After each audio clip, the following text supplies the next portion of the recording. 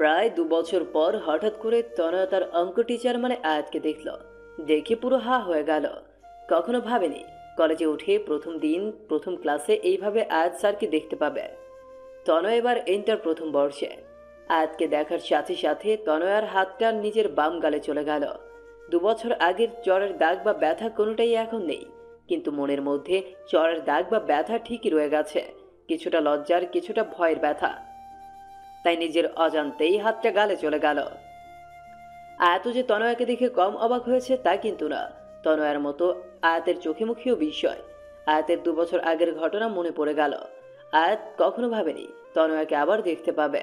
কয়েক মাস আগে আয়াত এই কলেজে জয়েন করেছে অঙ্ক টিচার হিসেবে। আয়াত তনয়ার দিকে তাকিয়ে দেখে পাগলি মেয়েটা নিজের গালে হাত দিয়ে রেখেছে। সেটা দেখে আয়াত নিজের অজান্তেই হেসে ফেলল। তনয়া আয়াতের হাসিটা দেখে বুঝতে বাকি রইল না আয়াত কেন হাসতেছে। তবুও তনয়া এক ধ্যানে আয়াতের দিকে তাকিয়ে রইল। আয়াত সবার সাথে কথা বলতে বলতে তনয়ের কাছে এসে বলল, কি ব্যাপার, তুমি গালে হাত দিয়েছ কেন? আয়াতের কথায় তনয়ার ধ্যান ভাঙল। মানে? কি বললা ঠিক শুনে নেই, জোরে বলো। কিছু না স্যার। তাহলে গালে হাত দিয়েছ কেন? দাঁতে ব্যথা করছে নাকি?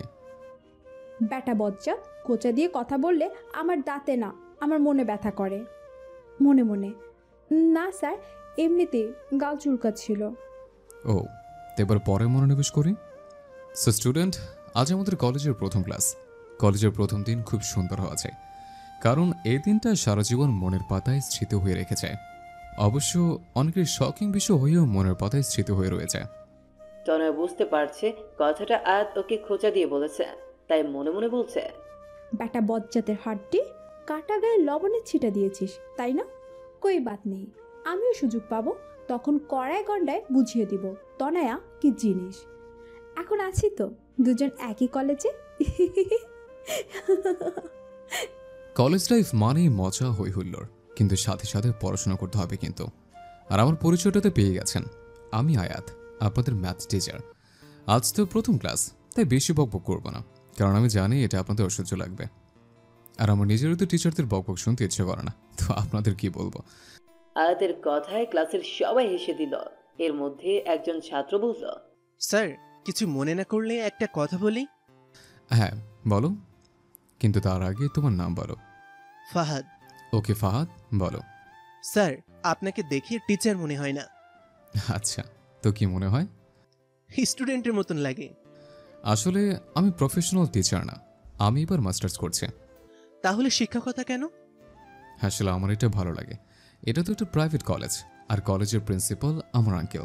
তিনি বললেন যে যাতে কলেজে এসে প্র্যাকটিস করি, এতে আমার পিছনে পড়াটা চর্চা থাকবে, নিজের সময়টাও কাটবে। কুল স্যার। তা কতদিন প্র্যাকটিস করবেন স্যার? এই বছর 2। গল্প আর ইন্ট্রো তো অনেক হলো, এখন একটু পড়াশোনা করি। তারপর আয়াত সামান্য কিছু পড়ালো। পুরো ক্লাসে তনয় বারবার আয়াতের দিকে তাকালো। যখন আয়াতের চোখে চোখ পড়তো চোখ নামিয়ে নিত। কলেজ ছুটি আজ তাড়াতাড়ি হলো, তাই তনয় আজ তাড়াতাড়ি বাড়ি চলে যায়। বাড়ি গিয়েই তনয় সোজা নিজের রুমে গিয়ে শুয়ে পড়ল। তনয়া, ফ্রেশ হয়ে খেতে আয়। ভালো লাগছে না তো, পরে খাবো। আজব মেয়ে। ঠিক আছে। তনয় শুয়ে শুয়ে ভাবছে, ঠিক কিভাবে কি পৃথিবীটা সত্যিই গোল। এখানে হারিয়ে যেতে চাইলে ঘুরে ফিরে ঠিক একই জায়গায় চলে আসতে হয়। কখনো ভাবেনি আয়াত স্যারের সাথে আবার দেখা হবে। যদিও চাইলে দেখা করতে পারা যেত, কিন্তু আমি নিজে থেকেই তা চাইনি। তাকে দেখলে ভয় থেকে বেশি লজ্জায় লাগে। যে আজব কাণ্ড করেছিলাম তাতে লজ্জা হওয়ারই কথা। চলুন ঘুরে আসি 2 বছর আগে। তখন তনয়া কেবল নবম শ্রেণীতে উঠেছে। বিজ্ঞান বিভাগের ছাত্রী তনয়া, সেই কারণে দুটো ম্যাথ, সাধারণ গণিত আর উচ্চতর গণিত। প্রথম প্রথম তনয়া বাকি বন্ধুদের সাথে স্কুলের কোচিংয়ে পড়তো, কিন্তু বাড়ি থেকে স্কুল বেশ দেরি হওয়ায় স্কুল কোচিং একসাথে সামলাতে খুব কষ্ট হতো। তনয়ার বাবা সেটা খেয়াল করে। একমাত্র মেয়ে বলে কথা, তিনি বললেন তোর জন্য টিচার রেখে দিব। তারপর তনয়ার স্কুল টিচারের কাছে গেল। তিনি বললেন তার সময় হবে না। অবশেষে তনয়ার বাবা তার বন্ধুর ছেলে মানে আয়াতকে বলল যাতে তনয়াকে পড়ায়। আয়াত তখন অনার্স 2য় বর্ষে পড়ে, অঙ্ক নিয়ে। আয়াত অঙ্কে ভীষণ ভালো। প্রথমে আয়াত পড়াতে রাজি হয়নি, কারণ আয়াতের অবস্থা খুব ভালো। প্রাইভেট পড়ানোর তার দরকার নেই। কিন্তু তারপর যখন আয়াতের বাবা পড়াতে বললেন তখন আর না করতে পারল না। প্রথম যেদিন আয়াত তনয়াকে পড়াতে গেল, তনয়া তো আয়াতকে দেখে পুরো ক্রাশ, কারণ আয়াত দেখতে একদম চকলেট বয়। তনয়া হা হয়ে আয়াতের দিকে তাকিয়ে রইল। তুমি কি তনয়া? জি, আসসালামু আলাইকুম। কেমন আছেন স্যার? ওয়ালাইকুম আসসালাম। ভালো, তুমি? খুব ভালো। স্যার, আপনাকে দেখে স্যার স্যার লাগে না। আচ্ছা, তাহলে কেমন লাগে? থাক, বললে মাইন্ড করবেন, বলার দরকার নাই। বলো, মাইন্ড করবো না। আপনাকে একদম চকলেট বয় লাগে। আচ্ছা, তাহলে তোমাকে তো চকলেট গার্ল লাগে, কারণ তুমিও খুব কিউট। আয়াত কথাটা এমনি বলল, কিন্তু তনয়ের মনের মধ্যে তো 1 কেজি লাড্ডু ফুটল। আচ্ছা, তাহলে বড় শুরু করি। ওকে। আয়াত সপ্তাহে 3 দিন তনয়াকে পড়াতো। আয়াত যখন তনয়াকে পড়াতো তখন তনয়া প্রায় আয়াতের দিকে তাকিয়ে থাকতো। আয়াতের চোখে চোখ পড়লেই নামিয়ে নিত। ব্যাপারটা আয়াত খেয়াল করলেও তনয়ার ছেলে মানুষই ভেবে ইগনোর করত। কিন্তু তারপরেও আয়াতের খুব অস্বস্তি লাগতো। তনয়া অনেক ছেলে মানুষই করত। আয়াত মাঝে মাঝে বকা দিলেও তনয়ার ছেলে মানুষিটা অদ্ভুত ভালো লাগতো। কিন্তু আয়াত কখনো তনয়াকে সে নজরে দেখেনি। ধীরে ধীরে তনয়ার কিশোরী মনটায় ভালোবাসার একটা ছোট্ট ফুল ফোটে, আর সেই ফুলটার নাম দেয় আয়াত। আয়াত তনয়ার হাবভাব দেখে কিছুটা আঁচ করতে পারত, তাই ভাবলো তনয়াকে ইনডাইরেক্টলি বোঝাতে হবে, কারণ এই বয়সে এই প্রেম, কারণ বয়সটাই খারাপ। বেশি কিছু বললে ব্যাপারটা উল্টা হয়ে যেতে পারে। তাই অনেক ভেবে চিন্তে তনয়াকে বলল, তনয়া, তুমি কিছু কথা বলি? হ্যাঁ স্যার, বলেন। জানো তনয়া, মানুষের জীবনের সব থেকে খারাপ বয়স কোনটা? না তো, কোনটা স্যার? 13 থেকে 18 বছর বয়সটা। কেন স্যার? আয়াত তনয়াকে ঠিক কিভাবে বোঝাবে তাই ভাবতেছে। তারপর বলল, এই সময় মানুষ ছেলেবেলা আর ম্যাচিউর বয়সের মাঝামাঝি থাকে। এ বয়সে খারাপ জিনিসটা ভালো আর ভালো জিনিসটাকে খারাপ মনে হয়। এ বয়সের কিশোর কিশোরীদের শিক্ষণীয় কথা অসহ্য লাগে। এ বয়সে খারাপ জিনিসটা উপরের চাকচিক্য দেখে তার প্রতি আকৃষ্ট হয়ে ভুল করে, কিন্তু যখন বুঝতে পারে ভুল করছে তখন করার মতো আর কিছুই থাকে না। যে এই বয়সে ভ্রম থেকে নিজেকে বাঁচাতে পারবে তার জীবনটা অনেক সুন্দর হবে। দেখো, এই বয়সে ভালো লাগা জিনিসটা মনের সাথে আষ্টেপৃষ্ঠে জড়িয়ে যায়। তখন বোঝা যায় না কোনটা ভালো লাগা আর কোনটা ভালোবাসা। ভালো লাগা আর ভালোবাসার মধ্যে আলাদা একটা পৃথিবী তৈরি হয়ে যায়, যে পৃথিবীতে প্রথম প্রথম ফুলের সমারোহ থাকলেও কিছু দূর যেতেই দেখবে ফুলগুলো ঝরে গিয়ে সেখানে কাটার উৎপত্তি হয়েছে। আমি কি বলতে চাচ্ছি তুমি বুঝেছ? জি স্যার। কি বুঝলাম? I love you. What?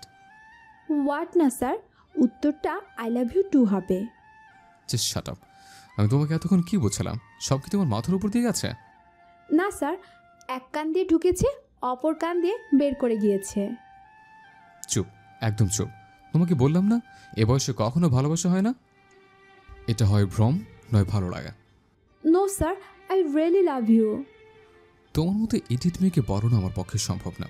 Good bye. এই বলে রাগ করে হনিয়ে চলে গেল আয়াত। আর তনয় হা হয়ে আয়াতের যাবার পানে তাকিয়ে রইল আর ভাবতেছে, কি এমন বললাম মেয়েরা প্রপোজ করলে ছেলেরা আরও খুশি হয়ে অ্যাপসেট করে, আর এ তো দেখি উল্টো। পরক্ষণেই তনয়ার মনে পড়ল, আয়াত যদি বাবাকে বলে দেয় তাহলে তো সর্বনাশ।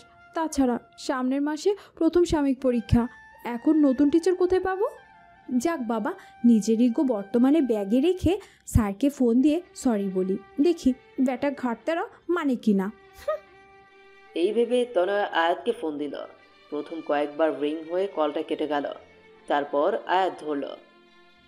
Hello sir. হ্যাঁ বলো। ব্যাটা হট টেম্পারেচার, মনে মনে। Sorry sir. সরি বললে কাজ হবে না, আমি তোমাকে আর পড়াবো না। স্যার, আমি আর কখনো এমন কথা বলবো না, প্লিজ বাবাকে কিছু বলবেন না। ঠিক আছে। তাহলে কাল থেকে পড়াতে আসছেন? না, তোমার বাবাকে বলবো না, তাই বলেছে তোমাকে পড়াবো তা কিন্তু না। প্লিজ স্যার, সামনের মাসে আমার পরীক্ষা, এখন নতুন টিচার কোথায় পাবো, আর বাবাকে বা কি বলবো? সেটা মাথার মধ্যে প্রেম পোকা ঢোকার আগে মনে ছিল না? সরি বললাম তো, আর আপনিই তো বললেন যে এই বয়সে ভুল হয়, তাহলে আপনার কি উচিত না স্যার আমার ভুলটা শুধরে দেওয়া। এই মেয়ে, তুমি তো দেখছি আমার কথায় আমাকে ফাঁসিয়ে দিলা। ঠিক আছে, কাল থেকে পড়াতে আসবো, তবে একটা শর্তে। কি শর্ত স্যার? এই ধরনের কোনো দুষ্টুমি বা ফাইজলামি আর কখনো করবে না, ঠিক আছে? ঠিক আছে স্যার। বেটা, তোরে একবার বাগে পাই তখন দেখবি। পরের দিন থেকে আয়াত আবার নিয়মিত পড়াতে আসতো। তনয়া এখন অনেক শান্ত হয়ে গেছে, সে আগের মতো দুষ্টুমি করে না। আয়াত প্রথম প্রথম তাতে খুব খুশি হয়েছিল, কিন্তু ধীরে ধীরে আয়াত ও তনয়ার সেই দুষ্টুমিগুলোকে খুব মিস করত। কিন্তু সব বুঝতে পেরেও আয়াত তনয়াকে কিছু বলতো না। ভাবতো সামনে ওর পরীক্ষা, এই মুহূর্তে কিছু বলা মানে ওর ঘাটাকে উস্কে দেওয়া, তাই চুপচাপ রইল। তারপর তনয়ার পরীক্ষা শেষ হলো, খুব ভালোভাবেই পরীক্ষাগুলো হয়ে গেল। পরীক্ষার পর তনয়া আবার আগের মতো দুষ্টুমি করা শুরু করলো, কিন্তু আয়াতকে এখন খুব কম জ্বালায়। একদিন তনয়া ওর কিছু বান্ধবীদের সাথে ঘুরতে পার্কে গেল। সেখানে গিয়ে দেখে আয়াত একটি মেয়ের সাথে বসে বসে কথা বলছে, খুব হাসাহাসি করছে। তনয়া সেটা দেখে রাগে ফুলছিল, ওর বান্ধবীদেরকে বলল। তোরা সামনে যা, আমি আসছি। তারপর সোজা গিয়ে আয়াতের সামনে দাঁড়ালো, রাগী চোখে আয়াতের দিকে তাকিয়ে আছে। আয়াত তনয়াকে দেখে বলল। আরে তনয়া, তুমি এখানে? উনি কে? আমার বন্ধু লিমা। বন্ধু নাকি অন্য কিছু? হুম হুম। তা দিয়ে তোমার কি দরকার? তনয়া কোনো কথা না বলে আয়াতের গালে একটা কিস করে বলল। কারণ আই স্টিল লাভ ইউ। উপস্থিত ঘটনায় আয়াত আর লিমা হতভম্ব হয়ে গেল। আয়াতেরও ভীষণ রাগ উঠে গেল। তারপর একটা শব্দ হলো, আর তনয়া নিজের গালে হাত দিয়ে আছে। এই মেয়ে, তোমাকে কথা বললে বোঝো না নাকি? তোমাকে এত বোঝানোর পরও বুঝো না? আর শোনো, তোমাকে আমি ভালোবাসি না, কারণ আমি লেমাকে ভালোবাসি। আর হ্যাঁ, ও আমার বন্ধু না, গার্লফ্রেন্ড। আর কখনো তোমাকে পরব না। যাও, বাড়ি যাও। তনয়া আয়াতের কথাগুলো শুনে কান্না করে দিল। টপ টপ করে ওর চোখ থেকে জল ঝরছে। তারপর গাল চেপে ফুপিয়ে ফুপিয়ে বলল। ভালোবাসেন না ঠিক আছে, তাই বলে চর মারলেন কেন? আমার গালটা যে লাল হয়ে গেল, খুব ব্যথাও করছে। তনয়ার কথা শুনে আয়াতের খুব হাসি পাচ্ছে, কিন্তু এখন হেসে দিলে সব উল্টো হয়ে যাবে, তাই অনেক কষ্টে আয়াত হাসিটা আটকালো। তনয়া কাঁদতে কাঁদতে চলে গেল, আর আয়াত ওর যাবার পানে কতক্ষণ তাকিয়ে থেকে বাড়ি চলে গেল। তনয়ার ফর্সা গাল জ্বরের দরুন লাল হয়ে গেছে। কি রে, তোর গাল এত লাল কেন? আর বলো না মা, রিপা আছে না আমার বান্ধবী, ও দুষ্টামি করে মশা মারতে গিয়ে গালে চর মেরে দিল তাই। তনয়া যেন শাক দিয়ে কই মাছ ঢাকছে। তাই বল এত জোরে যে গালে দাগ পড়ে যায়? ওকে আমি বকে দিয়েছি মা। রাতের বেলা তনয় ওর বাবার সাথে বসে টিভি দেখছিল, তখনই ওর বাবার ফোন আসলো। ওর বাবা যখন বলল আয়াত ফোন করেছে, ভয়ে তনয়ের হাত পা ঠান্ডা হয়ে যাওয়ার উপক্রম। না জানি কি না কি বলে বাবাকে। তনয়ের বাবা ফোনে কথা শেষ হলে বললেন, আয়াত নাকি আর তনয়াকে পড়াতে পারবে না। কেন? আয়াতের নাকি কিছুদিন পর পরীক্ষা। প্রাইভেট পড়ালে নাকি ওর নিজের পড়ায় অসুবিধা হয়, তাই। তাহলে তনয়াকে কে পড়াবে? আয়াত নতুন টিচার ঠিক করে দিয়েছে, কলেজের টিচার, বয়স্ক একজন টিচার। তনয় মনে মনে ভাবছে বেটা বজ্জাত, আমাকে এখন বয়স্ক টিচারের হাতে দেওয়া হচ্ছে। তোকে তো আমি দেখে নেব, কবে তা নিশ্চিত বলতে পারি না, হতে পারে 5 বছর পর, কিন্তু দেখে তো আমি অবশ্যই নিব। তারপর আর আয়াতের সাথে তনয়ের দেখা হয়নি। তারপর তনয়ার কারোর সাথে রিলেশন তো দূরে থাক, কেউ প্রপোজ করলেও তাকে ধরে পেটাতো। তনয়া এসএসসি পরীক্ষায় জিপিএ 5 পেল। তারপর কিছুদিন আগে এই কলেজে ভর্তি হলো, কিন্তু কপাল দোষে বলেন আর সুখে বলেন, প্রায় 2 বছর পর তনয়া আর আয়াতের আবার দেখা হলো। ও হ্যালো বন্ধুগণ, কল্পনা শেষ, এবার বর্তমানে ফিরে আসে। পরের দিন তনয়া আবার কলেজে গেল। আজকে আয়াতের ক্লাস টাইমে তনয়া গিয়ে ক্লাসের পেছনের দিকটায় বসলো, আর এমনভাবে বসলো যাতে আয়াতকে বারবার দেখতে না হয়। মানে ওর সামনের বেঞ্চ লম্বা একটা ছেলে ছিল। আয়াত এসে বারবার ক্লাসের এদিক ওদিক চোখ বোলাচ্ছিল। তারপর দেখলো তনয়া ক্লাসের পেছনের দিকে নিচের দিকে তাকিয়ে চুপচাপ বসে খাতায় আঁকিবুকি করছে। আয়াত তনয়ার বেঞ্চের পাশে গিয়ে একটা কাশি দিল। আয়াতকে দেখে তনয়া তাড়াহুড়া করে দাঁড়ালো, আর হাতটা সোজা বাম গালে রাখলো। তনয়ার এই অবস্থা দেখে আয়াতের খুব হাসি পেল, কিন্তু হাসিটা চেপে রেখে বলল, কি ব্যাপার তনয়া? আমি ওখানে পড়াচ্ছি আর তুমি এখানে খাতায় কি আঁকছো? খাতাটা হাতে নিয়েই দেখে তনয়া পেট মোটা একটা কার্টুন এঁকেছে। হোয়াট ইজ দিস তনয়া? ছবি স্যার। শাট আপ। আমি বলছি ক্লাসটা আমি পরে মনোযোগ না দিয়ে তুমি সব কি আঁকছো? Sorry sir, it's okay, but not again. I remember sir. That's good. তারপর আয়াত আবার পড়ানো শুরু করলো, আর তনয়া মনে মনে আয়াতকে এক গাদা গালি বর্ষণ করলো। পরের দিন কলেজের ব্রেক টাইমে কয়েকজন স্টুডেন্ট মিলে ঠিক করলো অঙ্ক প্রাইভেট পড়বে, আর সবাই আয়াত স্যারের কাছে পড়বে বলে ঠিক করেছে। কিন্তু তনয়া বলল তার কাছে না পড়ে অন্য কোনো টিচার দেখ না। কিন্তু সবাই মন স্থির করেছে আয়াত স্যারের কাছেই পড়বে। তাই সবাই মিলে আয়াতের কাছে গেল কথা বলতে, কিন্তু তনয়া গেল না। সবাই আয়াতকে পড়ানোর জন্য অনেক অনুরোধ করার পর আয়াত রাজি হলো, কিন্তু আয়াতের বাসায় গিয়ে পড়তে হবে। সবাই তাতে রাজি হয়ে গেল। আয়াত তখন তনয়াকে খুঁজতেছিল। তারপর ভাবলো হয়তো তনয়া ওর কাছে পড়বে না। তনয়া ভাবছে পড়তে যাবে কি যাবে না। তারপর ভাবলো সব বন্ধুরা পড়তে পারলে আমি কেন পারবো না? আর আয়াত স্যারের প্রতি এখন আমার কোনো ফিলিংস নেই। সত্যি কি তার প্রতি কোনো ফিলিংস নেই? আচ্ছা, একটা পরীক্ষা করে দেখি আয়াত স্যারকে আমি আজও পাশি কি না। চোখ বন্ধ করে কতক্ষণ থাকবো? যদি আয়াত স্যারের চেহারা দেখি তাহলে বাসি, আর না আসলে তো নাই। আমি চোখ বন্ধ করলাম, কিন্তু কিছুক্ষণ চোখ বন্ধ করার পর তনয়া কেঁপে উঠল। আরে আমি তো আয়াত স্যারকে ভুলেই গিয়েছিলাম। তাহলে চোখ বন্ধ করলে শুধু তাকে কেন দেখছি? আজব তো। কয়েকদিন পর থেকে সবাই আয়াতের বাসায় পড়তে গেল। সবাই আয়াতের বাসায় ঢুকে পড়ল, কিন্তু তনয়া ভিতরে যাবে কি যাবে না তা নিয়ে চিন্তা করছে। এর মধ্যে আয়াত দরজার সামনে এসে বলল। আয়াতকে দেখলেই বাম গালে হাত দেওয়া তনয়ার অভ্যাসে পরিণত হয়েছে। ভেতরে ঢুকে তনয়া দেখল আয়াতদের বাড়িটা বেশ সুন্দর করে সাজানো। স্যার, আপনি কি এখানে একা থাকেন? আরে না, বাবা মা মাসখানেকের জন্য গ্রামে গেছে, কিছুদিন পরে চলে আসবে। ও, তোমরা পাশের রুমে যাও, সেখানে সবাইকে পড়াই। সবাই আয়াতের বাসায় আসে, তারপর বসে পড়ে যে যার মতো গল্প করে। কিন্তু তনয়া চুপচাপ বসে বইয়ের দিকে তাকিয়ে থাকে। ইদানিং আয়াত খেয়াল করছে তনয়া সেই আগের তনয়া নেই। আগের সেই দুষ্টুমি চাঞ্চল্য তার মাঝে আর নেই। একদম শান্ত প্রকৃতির আয়াত তনয়ার এই রূপটা একদমই পছন্দ করে না। প্রায় 4 মাস হয়ে গেছে আয়াত এখনো তনয়াকে দুষ্টুমি করতে দেখে না। কেমন যেন হয়ে গেছে। ঠিক যেমন পানির অভাবে একটি ফুল নেতিয়ে যায়, তনয়াও ঠিক তেমনি নেতিয়ে গেছে। আয়াতের মনে হচ্ছে কোথাও না কোথাও এর জন্য ওই দায়ী। তাই আয়াত ঠিক করলো তনয়ার সাথে সরাসরি কথা বলবে। তনয় শোনো। তনয়া তখন কলেজ শেষ করে বাড়ি যাচ্ছিল। আয়াতের ডাকে পেছনে ফিরল। আমাকে ডেকেছেন স্যার? হ্যাঁ, তোমার সাথে আমার কিছু কথা আছে। হ্যাঁ বলুন স্যার। এইখানে না, তুমি আজকে আমাদের বাসায় সবার যাবার আধা ঘন্টা আগে যাবে, যদি তুমি ফ্রি থাকো। কিন্তু স্যার। ভয় নেই, বাসায় মা বাবা সবাই আছে। বিশ্বাস না হলে আমাদের বাসার টেলিফোনেই বা তোমার বাবাকে দিয়ে ফোন করেই কনফার্ম হতে পারো। কি যে বলেন স্যার, আমি আপনাকে অনেক বিশ্বাস করি। ধন্যবাদ।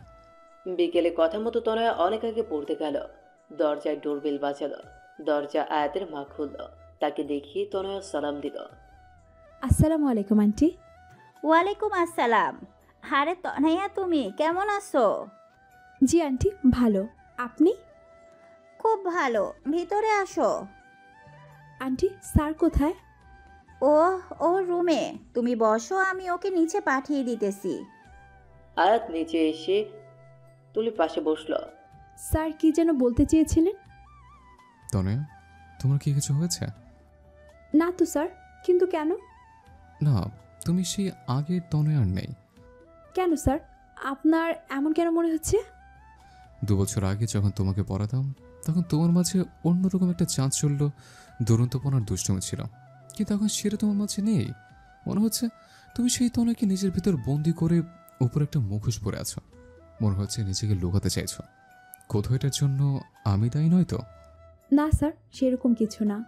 আপনি প্লিজ নিজেকে দায়ী করবেন না। আর স্যার, আপনিই তো আমাকে বলেছিলেন ছেলে মানুষই সবসময় চলে না, তাই আমি ফলো করেছি। নিজের ছেলে মানুষটাকে ছেড়ে বুঝদার হওয়ার চেষ্টা করছি।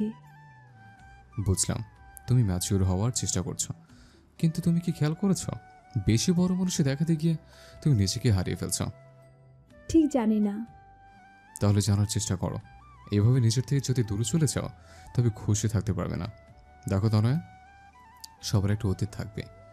সে তুলনায় তোমার অতীতটা নেহাতে ছেলে মানুষে, কিন্তু তবুও সেটা মনের মাঝে দাগ কেটে যায়। তারপরও অতীতটাকে ভুলে থাকাই ভালো নয় কে? কি বললাম, বুঝলে কিছু? স্যার। তাহলে আবার আগের তনয়া হয়ে যাও কেমন?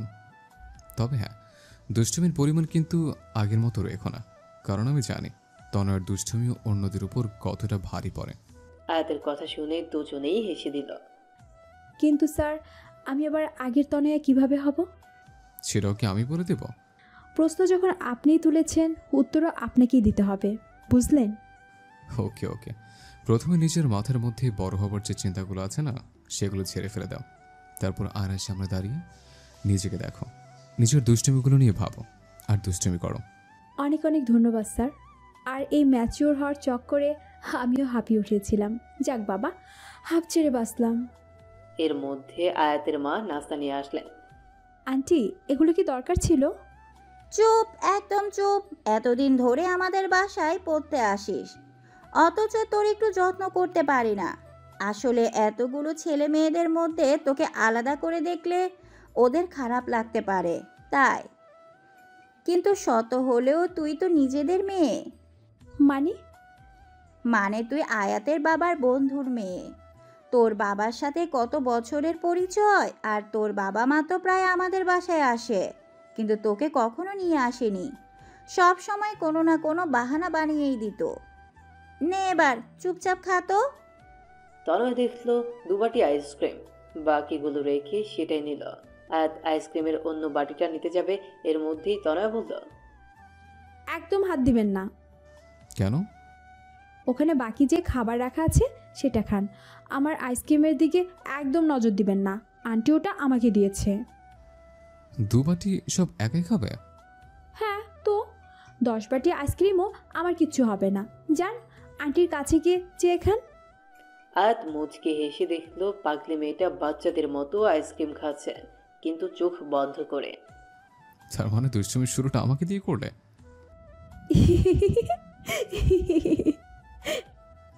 তারপর বাড়ি গিয়ে তনয় আয়নার সামনে দাঁড়িয়ে বলল, কেন অতীতটা ভুলবো? পাশের বাসার টিয়াকে যে চুলকানির ওষুধ লাগিয়ে নাচিয়েছিলাম, নাকি ক্লাসের স্যারের বেঞ্চের নিচে চুইংগাম রেখে দিয়েছিলাম, নাকি পাশের বাসার আন্টির গাছের ফুল চুরির বিষয়টা? আরও অনেক আছে। দেখ, ভাল লাগে না। কাল আবার স্যারকে জিজ্ঞেস করতে হবে।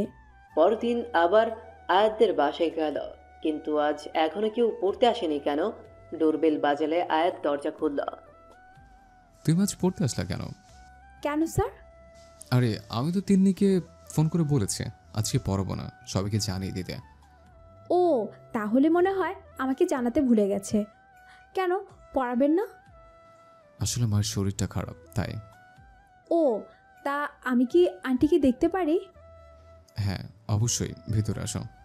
তনয়া ভেতরে গিয়ে আয়াতের মায়ের সাথে দেখা করে, তার অবস্থার কথা জানতে চাইল। তারপর আয়াতকে বলল, স্যার, একটু কনফিউশন ছিল। হ্যাঁ বলো। শুনেন আন্টি, স্যার আমাকে কিছু অতীত ভুলে যেতে বলেছে, কিন্তু আমি ঠিক ভেবে পাচ্ছি না কোনটা ভুলবো আর কোনটা মনে রাখবো। তা অতীতগুলো কি আমাদের বলা যাবে? কেন বলা যাবে না? অবশ্যই। তারপর তনয়া শুরু করলো তার সকল দুষ্টুমির কাহিনী। শুরু করেছে তো করেছেই, শেষ তো হচ্ছেই না। আর এদিকে আয়াত আর ওর মা তনয়ার দুষ্টুমির কথা শুনে হাসতে হাসতে অবস্থা 12টা। তনয়া, এসব কাজ তুমি করেছো? হ্যাঁ আন্টি, আরও আছে, কিন্তু ঠিক মনে পড়ছে না। কিন্তু এর মধ্যে থেকে কোনটা ভুলবো আর কোনটা মনে রাখবো তাই নিয়ে কনফিউজড আছি। একটা বলতে হবে না। আরে, আপনিই তো অতীত ভুলতে বলেছেন। ভুল হয়েছে আমার। আমি ভুলে গেছিলাম যে তুমি তনয়া, তুমি সবসময় আমার অস্ত্র আমার উপরে প্রয়োগ করো। তনয়া ঠোঁট ফুলিয়ে আয়াতের মায়ের দিকে তাকালো, তিনি তখনও হাসছেন। তোর মতো মেয়ে থাকলে তাদের ঘর সব সময় খুশিময় থাকবে। Really aunty? এখন কেমন লাগছে আপনার? হ্যাঁ সত্যি। যা, অসুস্থ ছিলাম, তোর কথাই ঠিক হয়ে গিয়েছি, আর আমার এখন খুব ভালো লাগছে। আন্টি, আমি এখন উঠি তাহলে। নিজের খেয়াল রাখবেন। By aunty. আয়াত তনয়াকে দরজা পর্যন্ত এগিয়ে দিয়ে আবার ডাক দিল। তনয় শোনো, জি স্যার। তুমি কালকে বলেছিলে তুমি আমাকে বিশ্বাস করো, কিন্তু সে বিশ্বাসের ভিত্তি বা কারণটা জানতে পারে? একটা 14-15 বছরের মেয়ে আপনাকে প্রপোজ করেছে।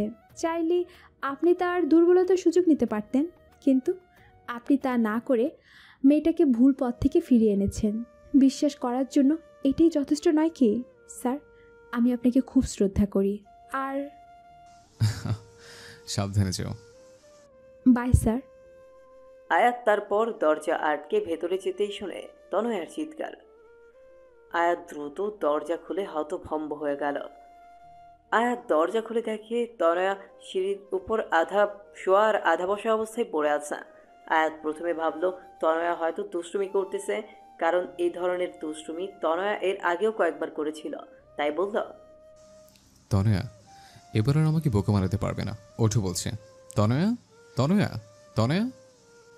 কয়েকবার ডাক দিল, কিন্তু তনয়ার কোনো সাড়া শব্দ পেল না।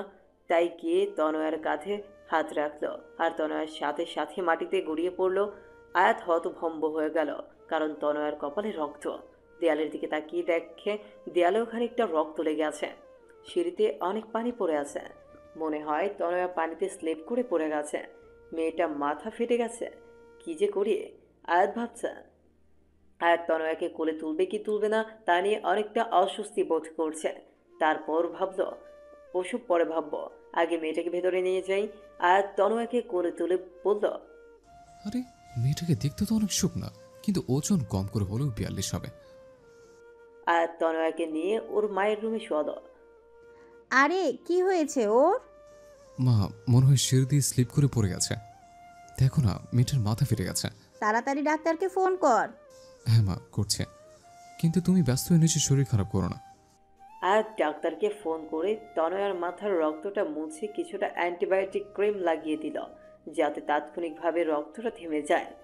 তারপর তনয়ার বাবা মাকে ফোন করে আসতে বলল। তনয়া তখনও অজ্ঞান। তাদের ফোন করার পর আয়াত তনয়ার চোখে মুখে পানির ঝাপটা দিল। তনয়া চোখ খুলে দেখে আয়াত আর আয়াতের মা ওর সামনে বসে আছে। এই মেয়ে পড়ে গেলা কিভাবে? কোন ব্যাককেল যেন সিঁড়িতে পানি ফেলেছে। দেখেছে, কিন্তু কে সেটা জানি না। তাহলে তাড়াতাড়ি জানান। তার অবস্থা আমি 12টা বাজাবো। মাথাটা প্রচণ্ড ব্যথা করতেছে। আর কোথাও ব্যথা পাইছো? হ্যাঁ, পায়ে খুব ব্যথা করতেছে, মনে হচ্ছে মুচকে গেছে। আয়াত তনয়ার পায়ে হাত দিয়ে পাটা দেখছে। স্যার, কি করছেন? প্লিজ পায়ে হাত দিবেন না, আপনি আমার শিক্ষক।